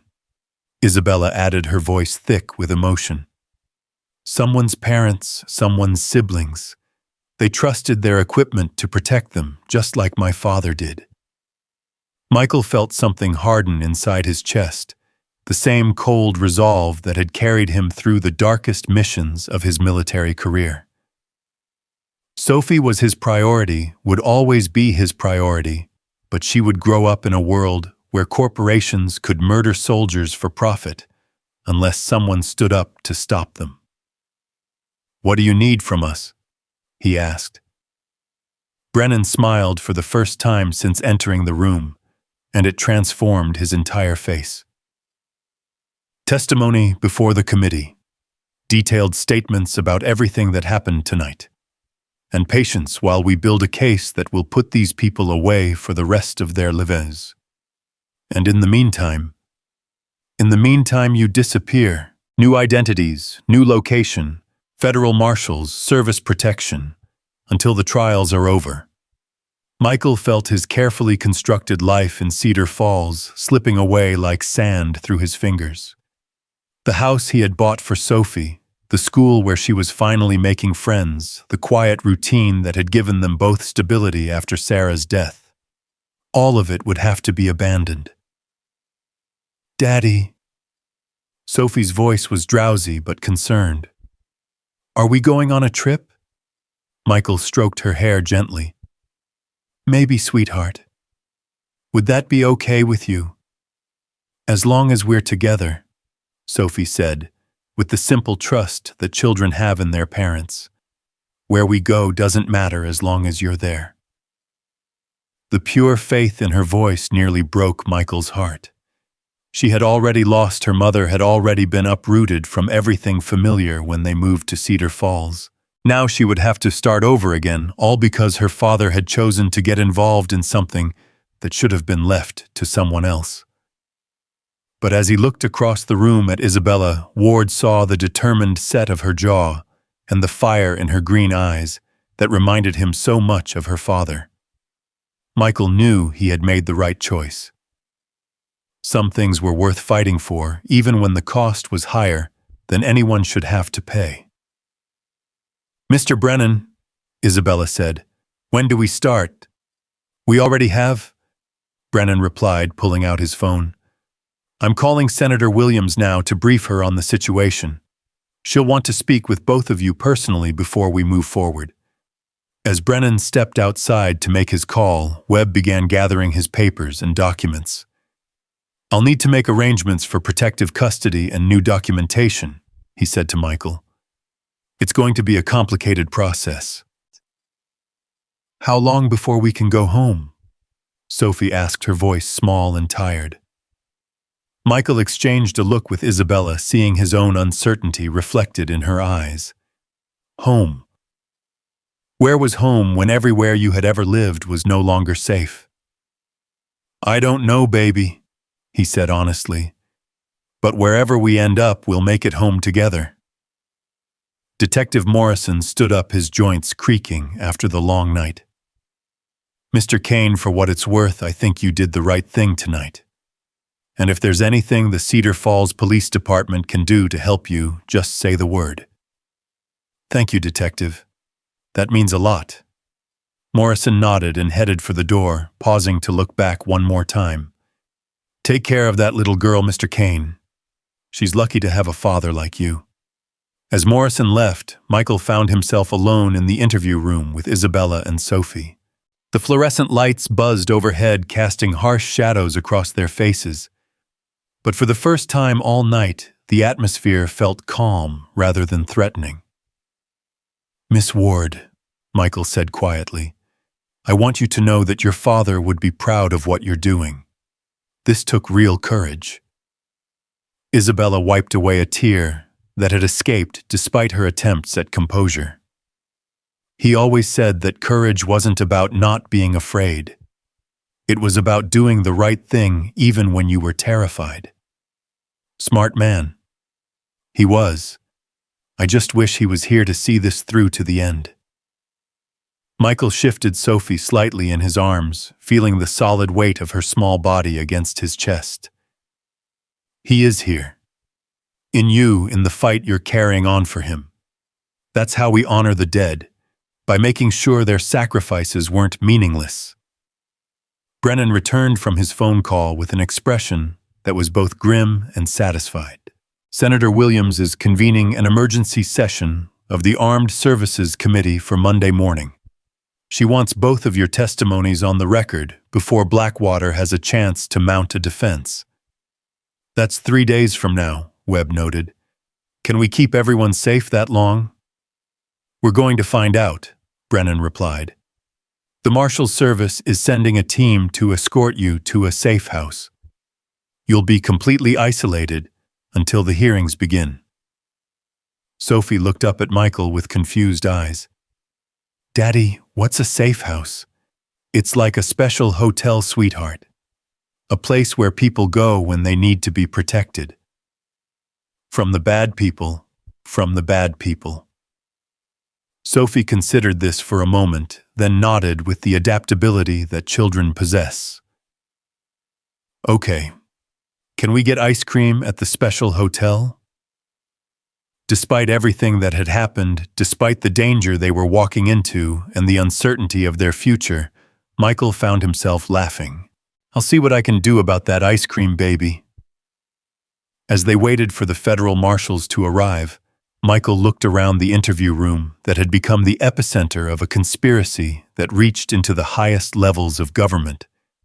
In a few hours, this would all feel like a dream, like something that had happened to someone else in some other life. But it was real, and there was no going back. Sophie fell asleep again in his arms as the first pale light of dawn began to filter through the small window. She had no idea that her life had just changed forever, that the quiet existence they had built together was about to be replaced by something far more dangerous and uncertain. But maybe Michael thought as he watched the sunrise paint the sky in shades of gold and pink, maybe that wasn't entirely a bad thing. Maybe Sophie needed to see that sometimes her father was more than just a plumber who fixed broken pipes. Maybe she needed to see that, when the world demanded heroes, some people answered the call. The federal marshals arrived just as the sun cleared the horizon, professional and efficient in their dark suits and serious expressions. They had new identities, prepared new documentation, a safe house in a location they wouldn't reveal until they were already on the road. As they prepared to leave the police station, Isabella caught Michael's arm. "Thank you," she said simply, "for everything." Michael looked at her one more time, seeing her father's courage reflected in her green eyes, and knew that whatever happened next, they had already won the most important victory. They had chosen to fight, and sometimes that was enough. The safe house turned out to be a sprawling ranch-style home nestled in the rolling hills of West Virginia, surrounded by enough forest and open land that no one could approach without being seen from miles away. Michael carried Sophie from the unmarked government sedan while she slept against his shoulder, her small hand clutching the stuffed elephant that had somehow survived the chaos of the past 48 hours. Deputy Marshal Rebecca Santos, a compact woman in her 40s with sharp, dark eyes and the kind of controlled movement that spoke of serious tactical training, led them through the front door into a world that was both luxurious and fortress-like. The windows were bulletproof, the walls reinforced with steel plating, hidden behind elegant wood paneling, and every room had multiple exit routes that weren't immediately obvious to casual observation. "This place is designed to be invisible from satellite surveillance," Santos explained as she showed them through the main living area. "Solar panels are hidden under specialized roofing materials, and all communications are encrypted and routed through multiple secure servers. As far as the outside world is concerned, this house doesn't exist. Isabella walked through the space with the wide-eyed expression of someone who had never imagined that such places were real. The kitchen was fully stocked, the bedrooms comfortable but Spartan, and the basement had been converted into what looked like a military command center, complete with communications equipment and monitoring stations. "How long have we been here?" Sophie mumbled sleepily as Michael carried her toward one of the bedrooms. "We just got here, sweetheart. This is where we're going to stay for a few days while some very important people have some very important meetings." Sophie lifted her head to look around, taking in the unfamiliar surroundings, with the quick adaptability that had gotten her through so many changes in her young life. "It's nice," she said diplomatically, "but it doesn't smell like home." Michael felt his heart clench at her innocent observation. Home. The house in Cedar Falls that they would probably never see again, with Sophie's artwork on the refrigerator, and the garden they had planted together last spring. All of it was gone now, sacrificed on the altar of justice and honor. "We'll make it smell like home," he promised, settling her into a bed that was larger and more comfortable than anything they had owned in their previous life. "And maybe when this is all over, we'll find a new place that can be home for both of us. With a yard for a dog." Michael smiled despite everything. "Maybe with a yard for a dog." Santos reappeared in the doorway as Sophie drifted back to sleep. "There's a secure phone line in the study if you need to make any calls. And the kitchen is fully stocked. Help yourselves to anything." "What about going outside?" Michael asked. "Supervised walks within the immediate perimeter are fine, but no one leaves the property without escort, and no one goes anywhere alone. We've had 3 teams of professional contractors attempting to locate you since yesterday morning." Michael felt the familiar cold settle in his stomach. "How close have they gotten?" "Not close enough to matter, but close enough to remind us that we're dealing with serious people with serious resources. Blackwater Industries has some very expensive friends in the private security world." In the main living room, Isabella was sitting on a leather couch with her laptop open, typing furiously, while surrounded by stacks of documents and legal papers. Her hair was pulled back in a messy ponytail, and she had the focused intensity of someone who was operating on caffeine and pure determination. "Working late?" Michael asked, settling into a chair across from her. "Working while I still can," she replied without looking up from her screen. "Thomas Brennan called an hour ago. Blackwater's legal team filed injunctions in 3 different federal courts trying to block the congressional hearings. They're claiming that the documents were obtained illegally and that releasing them would compromise ongoing military operations." "Can they do that?" "They can try. But Marcus Webb thinks we have a strong case for whistleblower protection, especially given the evidence of corruption.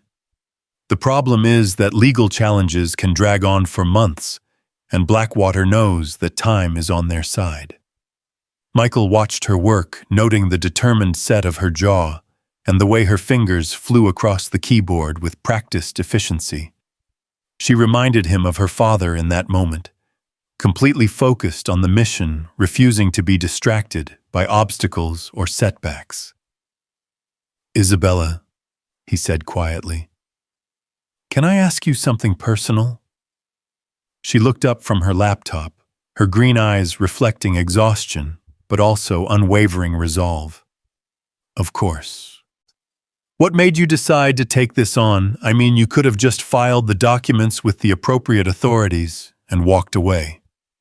You didn't have to put yourself in the line of fire like this." Isabella was quiet for a long moment, her gaze drifting to a framed photograph on the side table that showed a Marine captain in dress blues standing next to a young woman in a graduation gown. "My father used to say that some fights choose you," she said finally. "You can try to walk away, try to live a quiet life and pretend that evil doesn't exist, but eventually it finds you anyway. And when it does, you have two choices. You can be a victim or you can be a warrior. And you chose warrior. I chose to honor his memory by making sure his death wasn't meaningless. Those documents don't just prove that Blackwater killed my father.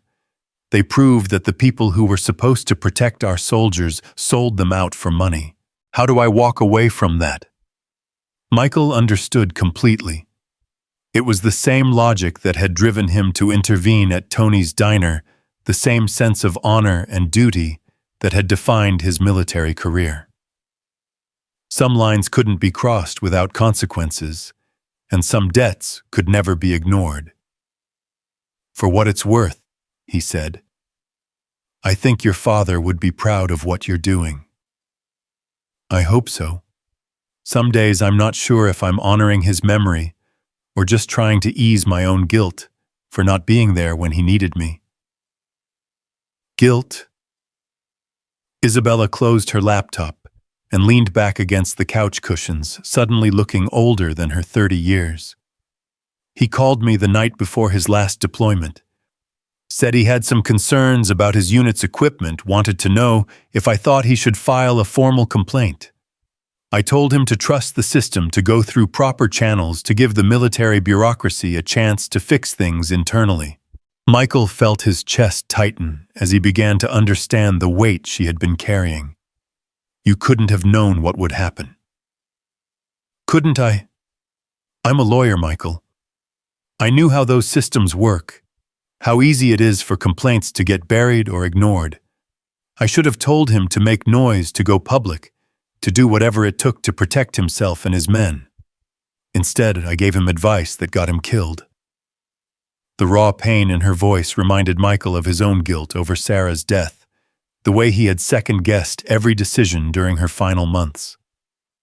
Grief had a way of turning every choice into a potential mistake, every word into a possible failure. Isabella, listen to me, he said firmly. Your father was a Marine officer. He understood risk, understood the cost of military service. He made his own choices based on his own judgment. You didn't kill him. Blackwater Industries did. I know that intellectually, but knowing something and feeling it are two different things. They sat in comfortable silence for a while, two people bonded by loss and driven by a shared need for justice. Outside, Michael could hear the faint sounds of night in the West Virginia mountains. Owls calling, leaves rustling in the wind, the distant sound of water running over stones. Deputy Marshal Santos appeared in the doorway with a secure phone in her hand. Mr. Kane, Thomas Brennan would like to speak with you. Michael took the phone, noting the weight of the encryption hardware built into the device. Mr. Brennan, Michael, I hope you and Sophie are settling in comfortably. I know this isn't easy, but it's absolutely necessary for your safety. We're managing. What's the latest on the congressional hearings? Brennan's voice carried a mixture of satisfaction and concern. Good news and bad news. The good news is that Senator Williams has fast-tracked the committee hearing for Tuesday morning, and the Justice Department has agreed to provide additional security for all witnesses.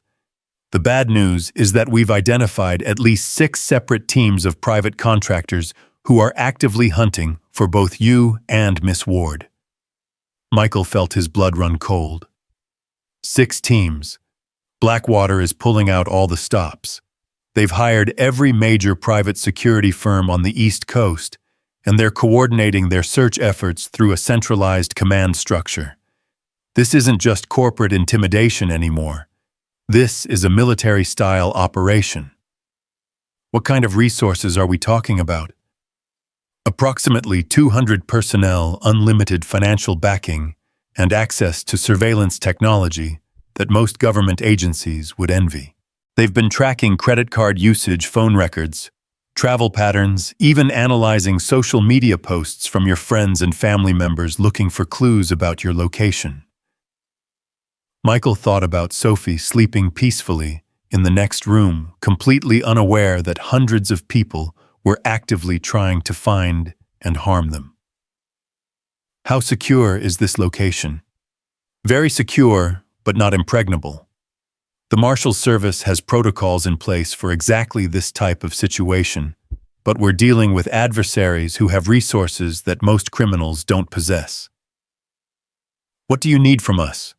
Complete cooperation and absolute adherence to security protocols. No phone calls to friends or family, no internet usage outside of secured channels, no contact with the outside world unless it's cleared through Marshal Santos. These people are very good at what they do, and one mistake could compromise everything. After ending the call with Brennan, Michael found Isabella still working on her laptop, though now she was reviewing what looked like legal briefs rather than typing new content. "Everything okay?" she asked without looking up. "Define okay," Michael replied, settling back into his chair. "Apparently, Blackwater has hired half the private security industry to hunt us down." Isabella's fingers paused over her keyboard. "How many people are we talking about?" 200, according to Brennan. Jesus.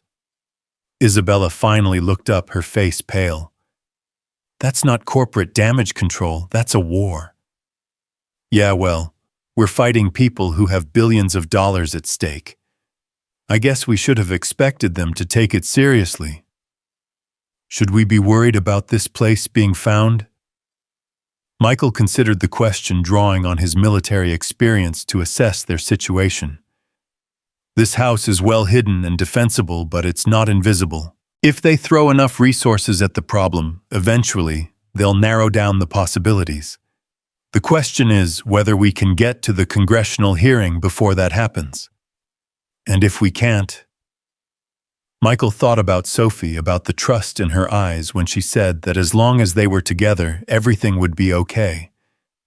"Then we figure out another way to get the truth out." Deputy Marshal Santos entered the room carrying 2 steaming mugs of coffee and wearing the expression of someone who had received troubling news. "I just got off the phone with our field office," she said, handing them the coffee. "We've had to relocate 3 other witness families in the past 12 hours. Blackwater's contractors are being very aggressive in their search efforts." "Aggressive how?" Isabella asked. "Breaking into homes, interrogating neighbors, bribing local officials for information. They're not trying to be subtle anymore. They're trying to be thorough." Michael sipped his coffee and considered their options. Running was always possible, but running with an 8-year-old daughter severely limited his tactical flexibility. Fighting was also possible, but it would mean putting Sophie in even greater danger. "What kind of backup do we have if this location is compromised?" he asked. Santos pulled out a tablet and showed them what looked like tactical maps of the surrounding area. 2 extraction routes through the mountains, helicopter landing zones at 3 different locations, and a backup safe house approximately 60 miles north of here. Plus, we have a rapid response team stationed 20 minutes away. "How many people on the response team?" 8 marshals, all with military backgrounds. Former Rangers, SEALs, Marines. They know what they're doing. 8 against 200, Isabella observed. "Those aren't great odds." "The idea is to avoid a confrontation entirely," Santos replied. "But if it comes to a fight, we're prepared." Michael studied the tactical maps, automatically cataloging defensive positions, escape routes, and potential ambush sites. The old skills were coming back to him, whether he wanted them to or not, the mental processes that had kept him alive in some of the most dangerous places on Earth. "Marshal Santos," he said carefully, "has anyone considered the possibility that this might be exactly what Blackwater wants?" Santos looked puzzled. "What do you mean?"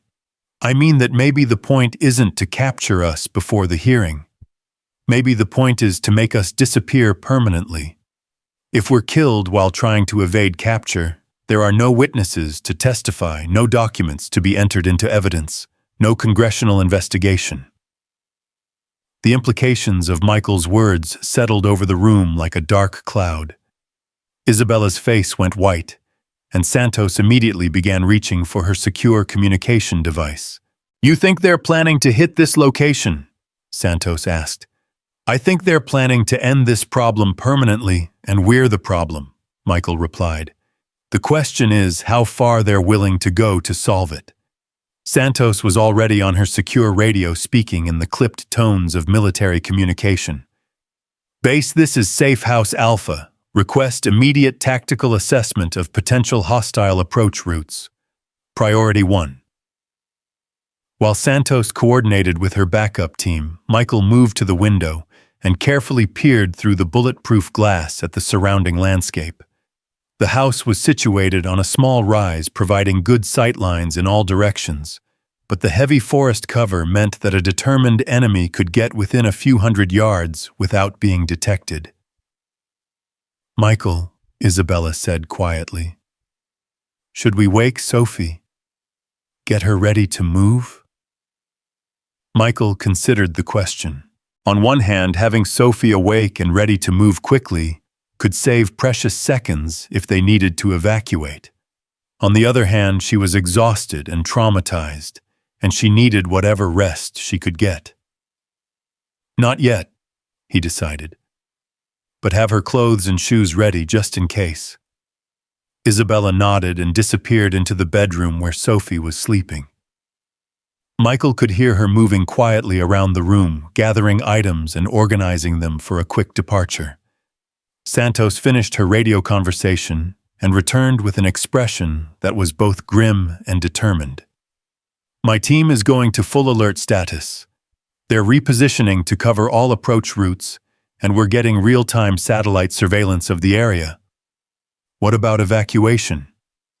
If we need to move, we can have a helicopter here in 15 minutes. But moving at night through mountainous terrain with a child is dangerous under the best of circumstances. Michael weighed their options, drawing on years of tactical experience to evaluate risks and benefits. Stay and defend a fixed position, or move to an unknown location with limited preparation time. Both choices carried significant dangers. What's your professional recommendation? He asked Santos. Honestly, I think we stay put until morning, unless we have definitive evidence of an imminent threat. This house is better defended than any location we could reach quickly, and my team knows the terrain. And if they do come, Santos's smile was cold and professional, then they're going to discover that federal marshals don't go down easy. Isabella returned from the bedroom carrying a small backpack that presumably contained Sophie's essential items. She's still sleeping, but everything's ready if we need to move quickly. Good thinking, Michael said. How are you holding up? Scared, Isabella admitted. But also angry. These people killed my father, and now they're trying to kill us to cover it up. At some point, enough is enough. Michael recognized the tone in her voice, the same cold anger that had driven him through some of his most dangerous missions. It was useful in combat, but it could also lead to reckless decisions if not carefully controlled. Isabella, I need you to promise me something, he said seriously. Whatever happens here tonight, whatever kind of fight we end up in, your job is to protect yourself and help me protect Sophie. Don't try to be a hero. What about you? Are you going to try to be a hero? Michael thought about his daughter sleeping peacefully in the next room, trusting him to keep her safe no matter what. I'm going to do whatever it takes to make sure Sophie gets to grow up. Santos's radio crackled to life, and her expression immediately went tense as she listened to the incoming transmission. Copy that, Overwatch. How many vehicles? Michael felt his stomach drop. What is it? 3 vehicles approaching from the south. No headlights, moving in tactical formation. Santos was already moving toward the communications center in the basement. Could be legitimate traffic, but at 2 a.m. on a backcountry road, probably not. How long until they reach us? Maybe 10 minutes at their current speed. Michael was already moving toward Sophie's bedroom. Wake her up. We're leaving. Isabella grabbed her laptop and documents, while Michael gently shook Sophie awake. His daughter's eyes opened immediately, focusing on his face with the quick alertness that she had developed during their previous relocations. "Time to go, sweetheart," he said softly, helping her into her shoes and jacket. "Remember what we practiced. Stay close to Daddy and do exactly what I tell you." Sophie nodded completely, trusting, despite her obvious confusion. "Are the bad people coming?" "Maybe, but we're not going to wait around to find out." Santos reappeared with night vision goggles and what looked like military-grade communication equipment. "Helicopter is inbound ETA 12 minutes. We need to reach the landing zone before those vehicles get close enough to interdict." "How far to the LZ?" Michael asked, picking up Sophie and settling her on his hip. "Half a mile through the woods, mostly downhill. There's a trail, but it's going to be dark and rough." Michael looked at his daughter, calculating whether she could handle a half-mile hike through mountain forest at night, while potentially under fire. She was strong for her age and had good endurance, but this was beyond anything a child should have to endure. "I'll carry her," he decided. "That's going to slow us down," Santos pointed out. "Then we better get moving." They left through the back door of the house, Santos leading the way with her night vision equipment, while Michael followed with Sophie in his arms. Isabella brought up the rear, carrying her precious documents and laptop in a waterproof bag. The forest was pitch black under the thick canopy, and Michael had to rely entirely on Santos's guidance as they made their way down the narrow trail. Sophie buried her face against his shoulder and didn't make a sound, though he could feel her small body trembling with fear. "How much further?" he whispered after what felt like an eternity of stumbling through the darkness. "Maybe 200 yards, Santos replied softly. "I can see the landing zone through the trees." That's when they heard the sound of vehicles stopping near the house they had just abandoned, followed by the distant crack of doors slamming and voices giving orders in professional military tones. "Move faster!"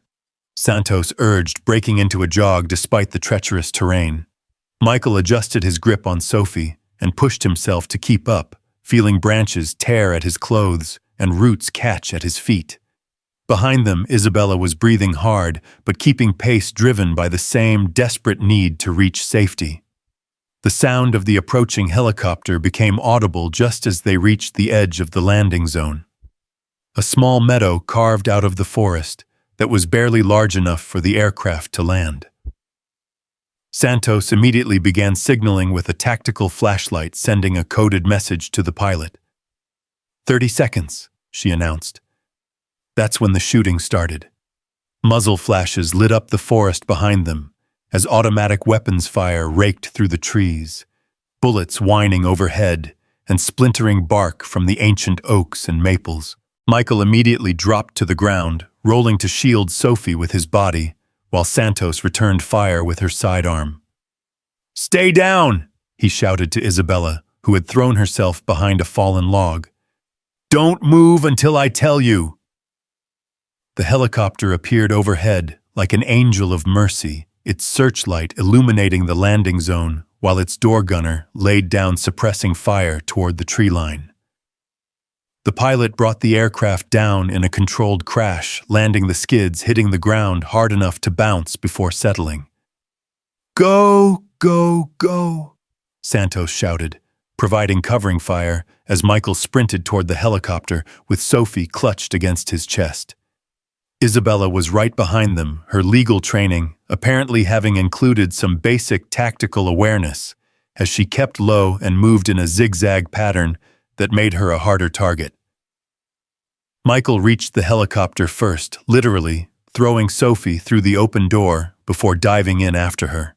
Isabella arrived seconds later, and Santos backed toward the aircraft while continuing to return fire against their pursuers. "We're up!" the pilot shouted, pulling pitch before Santos was completely aboard. The helicopter rose into the night sky just as more muzzle flashes erupted from the forest bullets, sparking off the aircraft's armored hull. Michael held Sophie tight against his chest, feeling her small body shaking with terror as the sound of gunfire faded below them. "Is everyone okay?" Santos asked, checking each of them for injuries. "We're good," Michael replied, though his heart was still pounding like a trip hammer. "Sophie, are you hurt?" "No, Daddy," she whispered against his ear. "But I'm really scared." "I know, sweetheart. But we're safe now. The bad people can't reach us up here." Isabella was staring out the window at the receding lights of their attackers, her face pale but her expression determined. "They really tried to kill us." "Yeah," Michael agreed grimly. "They really did." Santos was already on her radio coordinating with ground teams and updating their command structure. "This is Guardian Angel. Package is secure, but Safe House Alpha is compromised. Request immediate tactical response to grid coordinates." As the helicopter carried them through the night toward an uncertain destination, Michael realized that they had crossed a line from which there was no return. This wasn't just about corporate corruption anymore. This was war. And in war there were no innocent bystanders. But looking down at Sophie's trusting face, feeling her small hand grip his shirt, with absolute faith that he would protect her, Michael knew that some wars were worth fighting.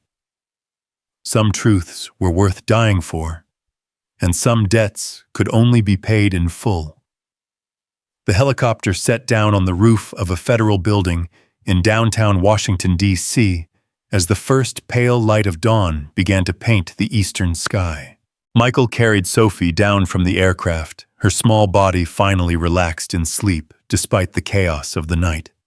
She had fallen asleep during the flight, exhausted by fear and adrenaline, trusting completely in her father's ability to keep her safe.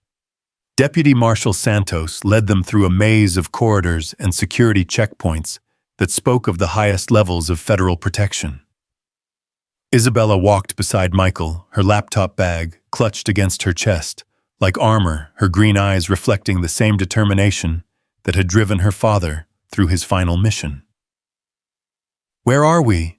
Isabella asked, as they entered an elevator that required 2 separate keycards to operate. "Secure Witness Facility," Santos replied. "This is where we bring people when their testimony is important enough to justify presidential-level protection." The elevator opened onto a floor that looked more like a luxury hotel than a government facility.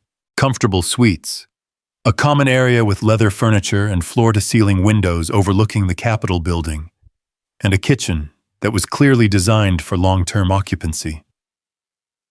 "How long will we be here?"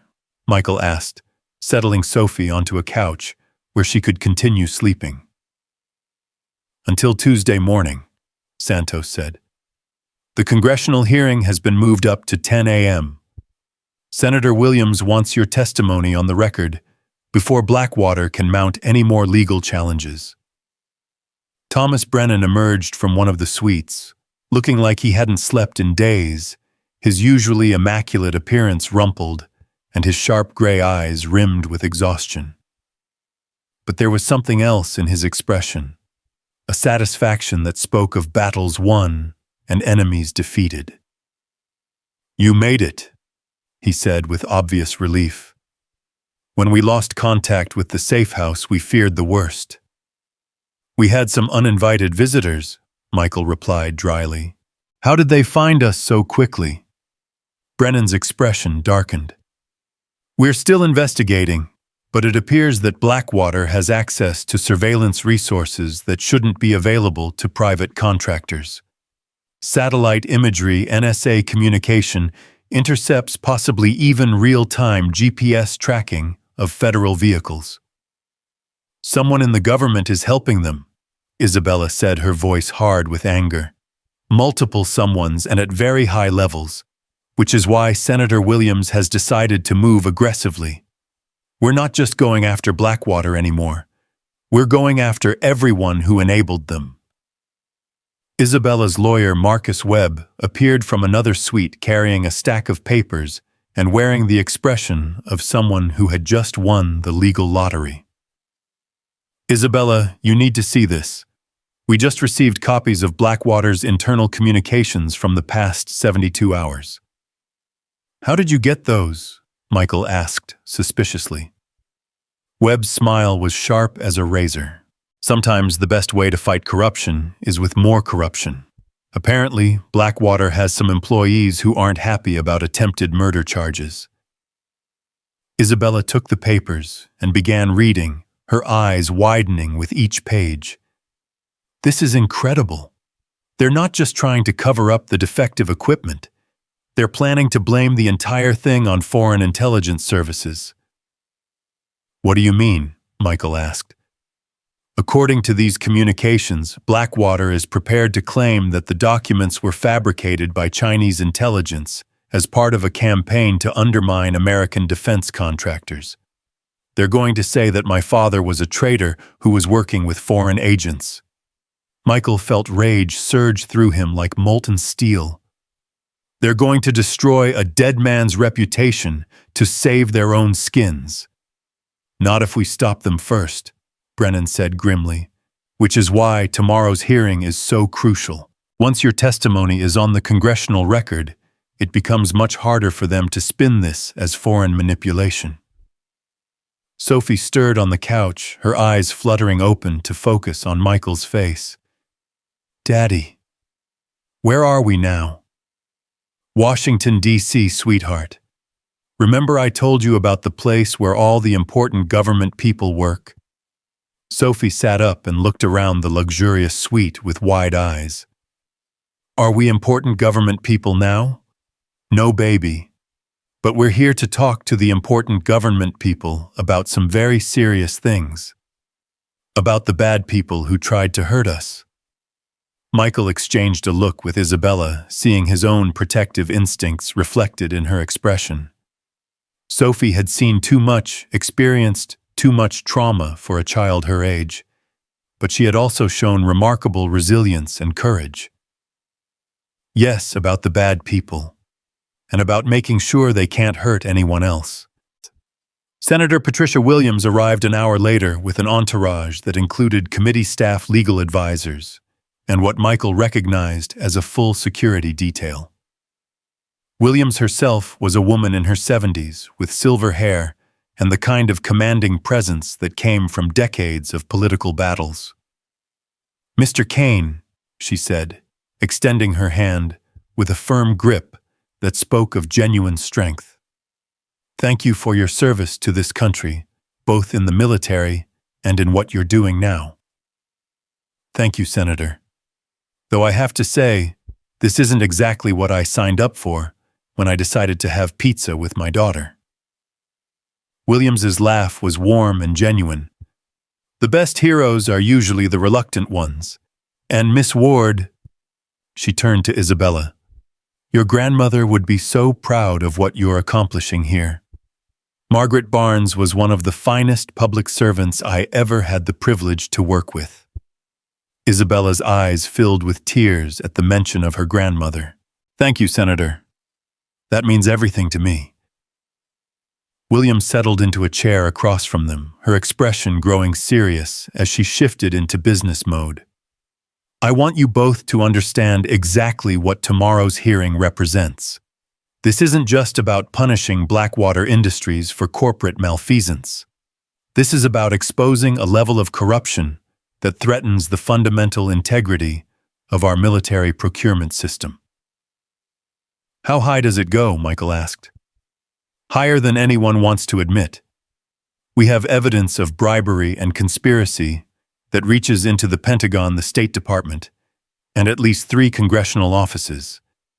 This hearing is going to destroy careers and potentially bring down some very powerful people." Brennan pulled out his tablet and showed them what looked like an organizational chart connecting dozens of names and entities. Blackwater wasn't acting alone. They were part of a consortium of defense contractors who were systematically defrauding the government while paying off officials to look the other way. "How much money are we talking about?" Isabella asked. Conservative estimate approximately $4 billion over the past 5 years. And that's just what we can prove so far. The number was staggering, representing not just massive theft of taxpayer money, but the cost in human lives that such corruption had enabled. Michael thought about Captain Barnes, about the thousands of other soldiers who had died, because profit margins mattered more than protection. "What happens to the people responsible?" Sophie asked quietly from her position on the couch. Williams looked at her with surprised respect. "Well, young lady, the people who did these bad things are going to face justice. Some will go to prison, some will lose their jobs, and all of them will have to answer for what they've done." "Good," Sophie said, with the absolute moral certainty that only children possess. "Bad people should be punished." "Yes, they should," Williams agreed. "And thanks to your daddy and Miss Ward, they will be." The rest of the day passed in a blur of preparation and briefings. Michael and Isabella rehearsed their testimony with committee staff, reviewing documents and timeline details until every fact was locked in their memories. Webb worked with congressional lawyers to ensure that all evidence would be properly admitted into the record, while Brennan coordinated with law enforcement agencies to prepare for the arrests that would follow the hearing. As evening approached, Michael found himself standing at one of the large windows overlooking the Capitol building, Sophie beside him on a chair so she could see out. The dome was illuminated against the darkening sky, a symbol of democracy and justice that suddenly felt more meaningful than it ever had before. "Daddy, is that where we're going tomorrow?" Sophie asked, pointing at the Capitol. "Yes, sweetheart. That's where people go to tell the truth about important things." "Will the bad people be there too?" Michael considered how to answer that question. Some of the bad people would indeed be there either as witnesses or as targets of the investigation. But explaining the complexities of congressional hearings and criminal justice to an 8-year-old seemed impossible. "Some of them might be," he said finally, "but they won't be able to hurt us anymore. There will be lots of good people there to make sure everyone is safe." Isabella joined them at the window, her reflection in the glass, showing exhaustion, but also determination. "Are you ready for tomorrow?" she asked Michael. "As ready as anyone can be for something like this." "What about you?" "Terrified," she admitted, "but also excited. For the first time since my father died, I feel like I'm actually doing something meaningful to honor his memory." "You've been honoring his memory all along," Michael said.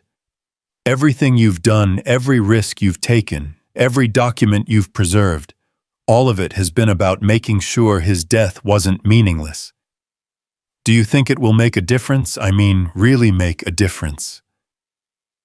Michael looked out at the Capitol dome, thinking about all the soldiers who had trusted their lives to equipment that they believed would protect them. "I think your father would say that sometimes you have to have faith that doing the right thing will lead to the right outcome even when you can't see how." That night, Sophie fell asleep between Michael and Isabella on the large couch in the common area, exhausted by the emotional weight of the day. Michael watched her peaceful face and marveled at her resilience, her ability to adapt to circumstances that would have broken many adults. "She's remarkable," Isabella said softly, stroking Sophie's hair with gentle fingers. "She's had to grow up too fast," Michael replied. "Lost her mother when she was 5, got uprooted from everything familiar when we moved to Cedar Falls, and now this. Sometimes I wonder if I'm asking too much of her."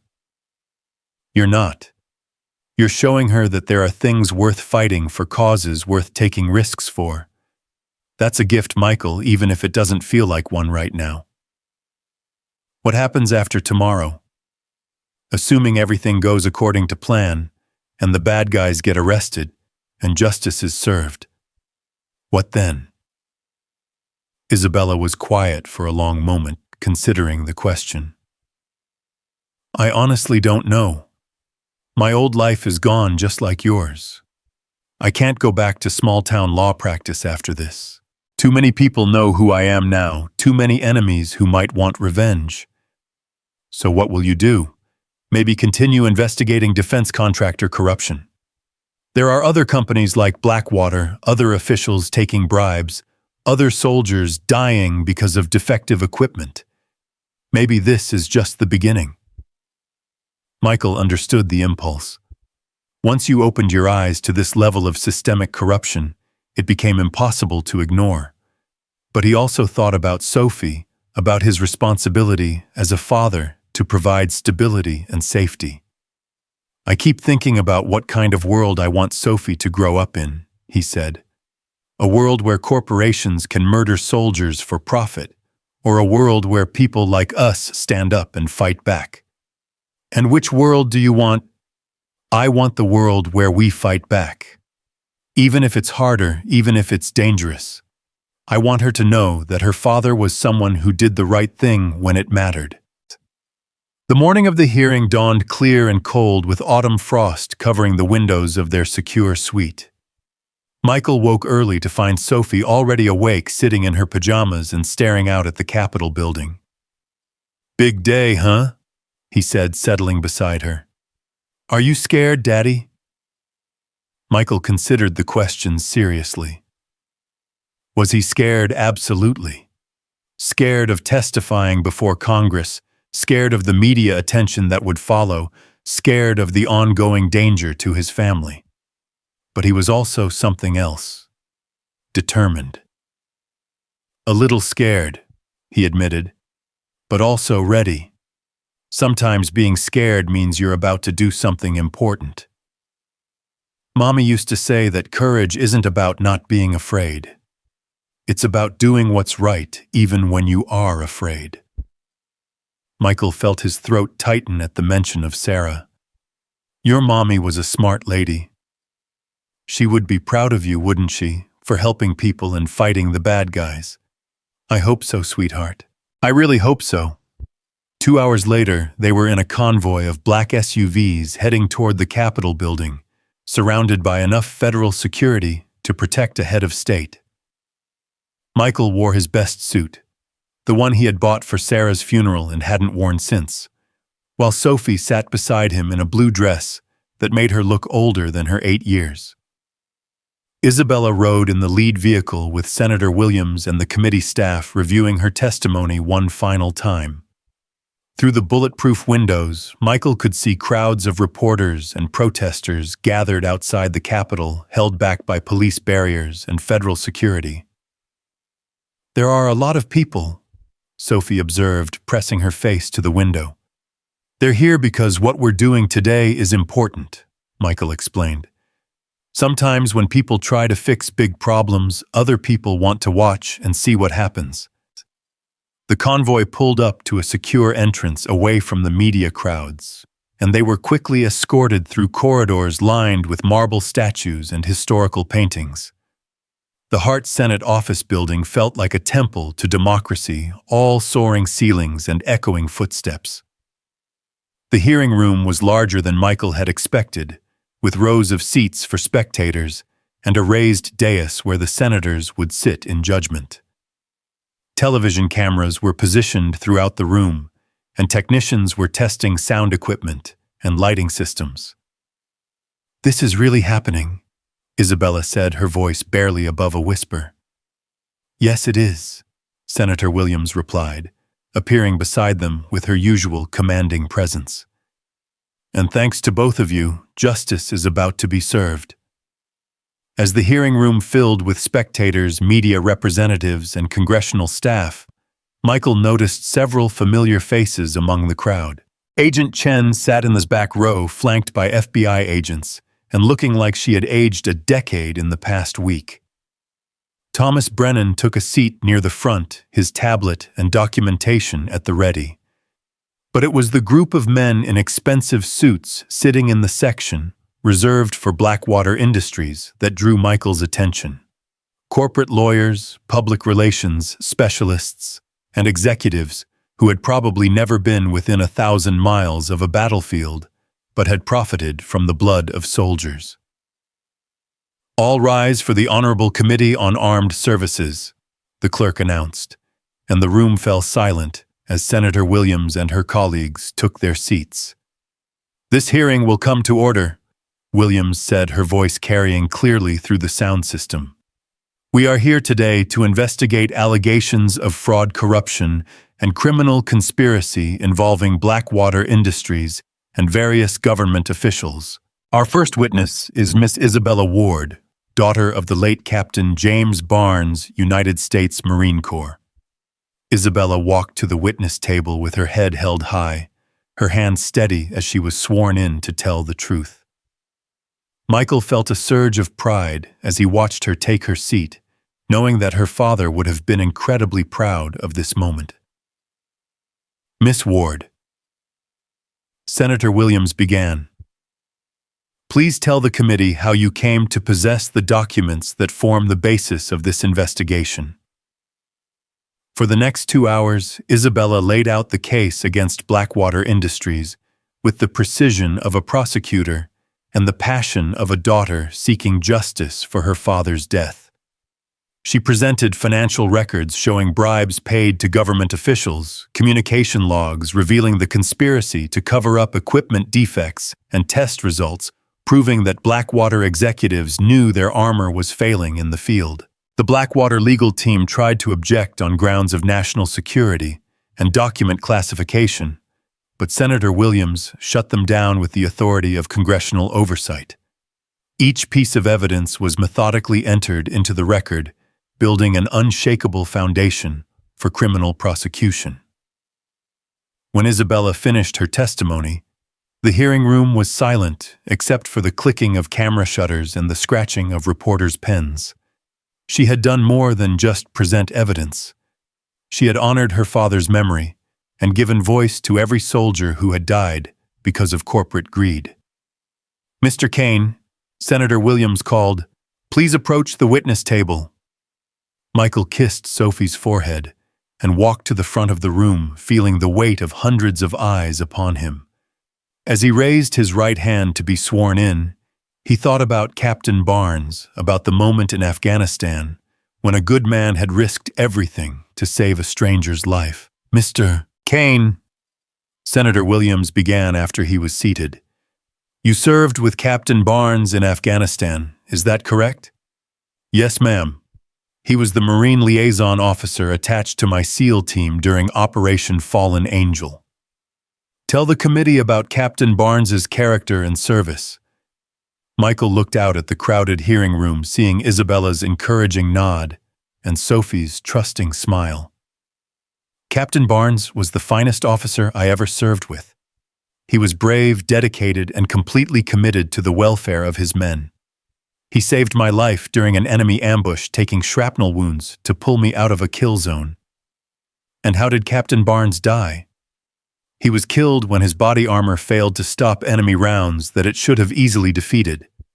Armor manufactured by Blackwater Industries using substandard materials and falsified test results.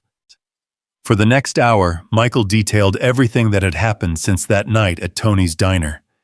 The confrontation with Blackwater operatives, the attempts to silence Isabella, the corruption that reached into the highest levels of government.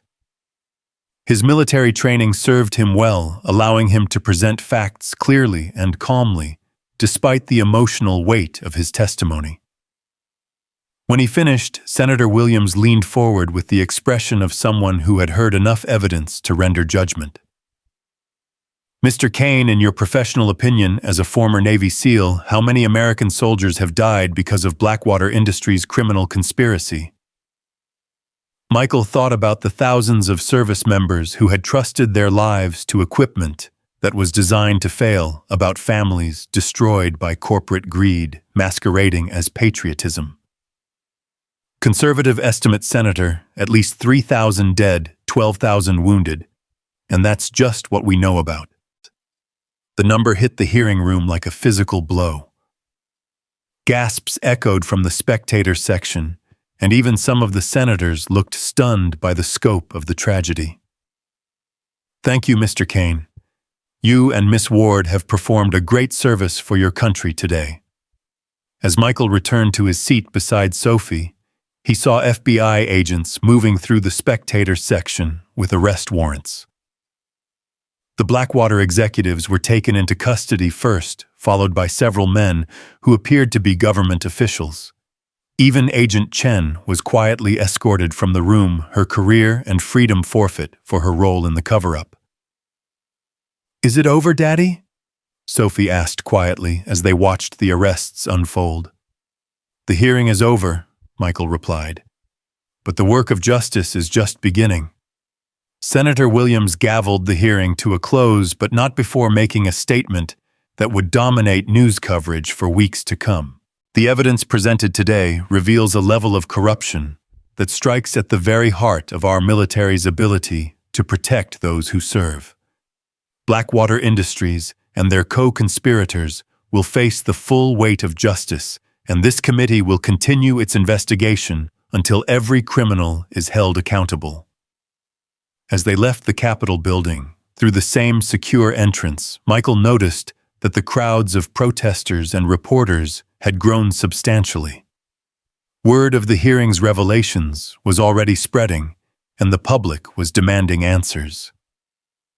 "What happens now?" Isabella asked as they settled into the secure vehicle for the ride back to their temporary housing. Thomas Brennan, who had joined them for the return trip, consulted his tablet with satisfaction. "Now we watch the dominoes fall. The Justice Department is filing RICO charges against Blackwater and 17 co-conspirators. The Pentagon is launching a full investigation of procurement procedures, and Congress is calling for hearings on defense contractor oversight." "What about us?" Michael asked. "When can we stop running?" "The immediate threat is over," Brennan replied. "With the key conspirators in custody and the evidence on the congressional record, there's no longer any point in trying to silence you. You'll still need security for a while, but you can start thinking about rebuilding your lives." 6 months later, Michael stood in the backyard of a small house in Virginia, watching Sophie play with the golden retriever puppy they had adopted from a local shelter. She had named him Captain in honor of her father's friend, who had started this entire journey. The house was modest, but comfortable, purchased with money from the Federal Witness Protection Program, and located in a quiet neighborhood where Sophie could attend a good school and make new friends. It wasn't Cedar Falls, but it was home. Isabella had moved to Washington, D.C., where she now worked as an investigator for the Senate Armed Services Committee, continuing her father's fight against defense contractor corruption. She visited often, and Sophie had come to think of her as an honorary aunt. The trials were still ongoing, but early convictions had already resulted in long prison sentences for Blackwater executives and their government conspirators. General Chen had been court-martialed and sentenced to 20 years in military prison. His niece, former Agent Chen, had received 10 years for obstruction of justice, but was eligible for early release in exchange for her cooperation. "Daddy, watch this!" Sophie called out, throwing a tennis ball for Captain to chase. The dog bounded after it with the enthusiasm that only puppies possess, his tail wagging furiously as he returned the ball to Sophie's waiting hands. Michael smiled, feeling a contentment that had been missing from his life for far too long. The quiet existence he had tried to build in Cedar Falls was gone forever. But what they had now was something better. A life with purpose, a future built on truth rather than hidden secrets. Isabella emerged from the house carrying 2 cups of coffee and wearing the satisfied expression of someone who had just received good news. "The last of the Blackwater executives just pleaded guilty," she announced. 25 to life, no possibility of parole." "Justice served," Michael replied, accepting his coffee gratefully. "Finally. Though I have to admit sometimes I still can't believe we actually did it. 2 years ago, I was just a small-town lawyer trying to make sense of my father's death. Now you're one of the most effective corruption investigators in Washington," Michael finished. Your father would be incredibly proud. Isabella's eyes filled with tears, but they were tears of joy rather than grief. I think he would be, and I think he'd be proud of you too for everything you sacrificed to make this happen.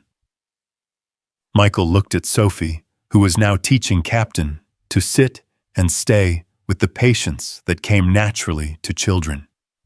She had grown and changed so much over the past 2 years, maturing in ways that no child should have to, but maintaining the essential goodness that made her who she was. I didn't sacrifice anything, he said. I gained everything that matters.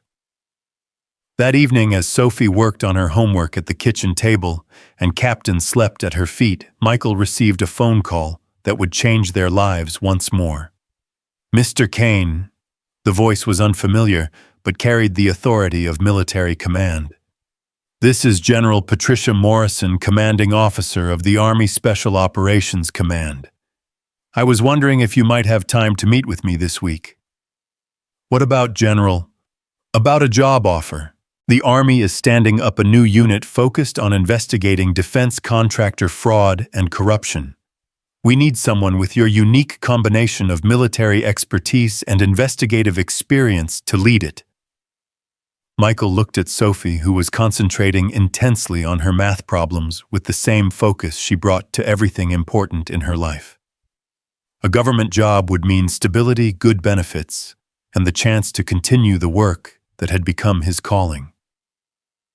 Can I bring my daughter to the meeting? He asked. General Morrison's laugh was warm and understanding. Mr. Kane, after everything you've been through, I think we can accommodate a few unconventional requests. 2 weeks later, Michael reported for duty at Fort Bragg, North Carolina, wearing the uniform he had thought he would never put on again. Sophie started at a new school where the children of military families understood what it meant to serve something larger than yourself. The Defense Contractor Integrity Unit was small, just 12 investigators and support staff, but it was given broad authority to investigate fraud, corruption, and criminal activity throughout the military procurement system. Michael's first case involved a company that was selling defective bulletproof vests to police departments using the same playbook that Blackwater had pioneered. Isabella joined the unit as its chief legal counsel, bringing her expertise in congressional oversight and her unwavering commitment to justice. Together, they built an organization that would become the nightmare of every corrupt defense contractor in America. On the second anniversary of the night at Tony's Diner, they held a memorial service for Captain Barnes and all the soldiers who had died because of corporate greed. Sophie, now 10 years old and wise beyond her years, laid a wreath at the base of the memorial wall, while Michael and Isabella stood at attention. Do you think he knows? Sophie asked quietly as they walked away from the ceremony. Knows what, sweetheart? That we kept fighting for him. That we made sure the bad people couldn't hurt anyone else. Michael looked up at the sky where clouds were drifting across the afternoon sun like the ghosts of fallen heroes. I think he knows, and I think he's proud of what we accomplished. Good, Sophie said, with the same absolute moral certainty that had driven them through the darkest moments of their journey. Heroes should be remembered. As they walked back to their car, Captain trotting beside them on his leash, Michael reflected on how much their lives had changed since that quiet Friday night when all they wanted was pizza and ice cream. They had lost their anonymity, their safety, and their simple existence, but they had gained something infinitely more valuable. They had gained the knowledge that when evil tried to triumph, good people could stand up and fight back. They had gained the satisfaction of seeing justice served and corruption exposed. Most importantly, they had gained the respect that comes from doing the right thing even when the cost was higher than anyone should have to pay. The wrong table at Tony's Diner had become the right place to make a stand. And sometimes Michael thought, as he watched his daughter skip ahead with her dog, that was exactly how heroes were made. Not by seeking out great battles, but by refusing to walk away when great battles found them. Sophie turned back to smile at him, her face bright with the joy of a child who knew she was loved and protected, and Michael knew that every sacrifice had been worth it. In the end, the greatest victory wasn't bringing down Blackwater Industries or exposing government corruption. The greatest victory was raising a daughter who understood that some things were worth fighting for, no matter the cost.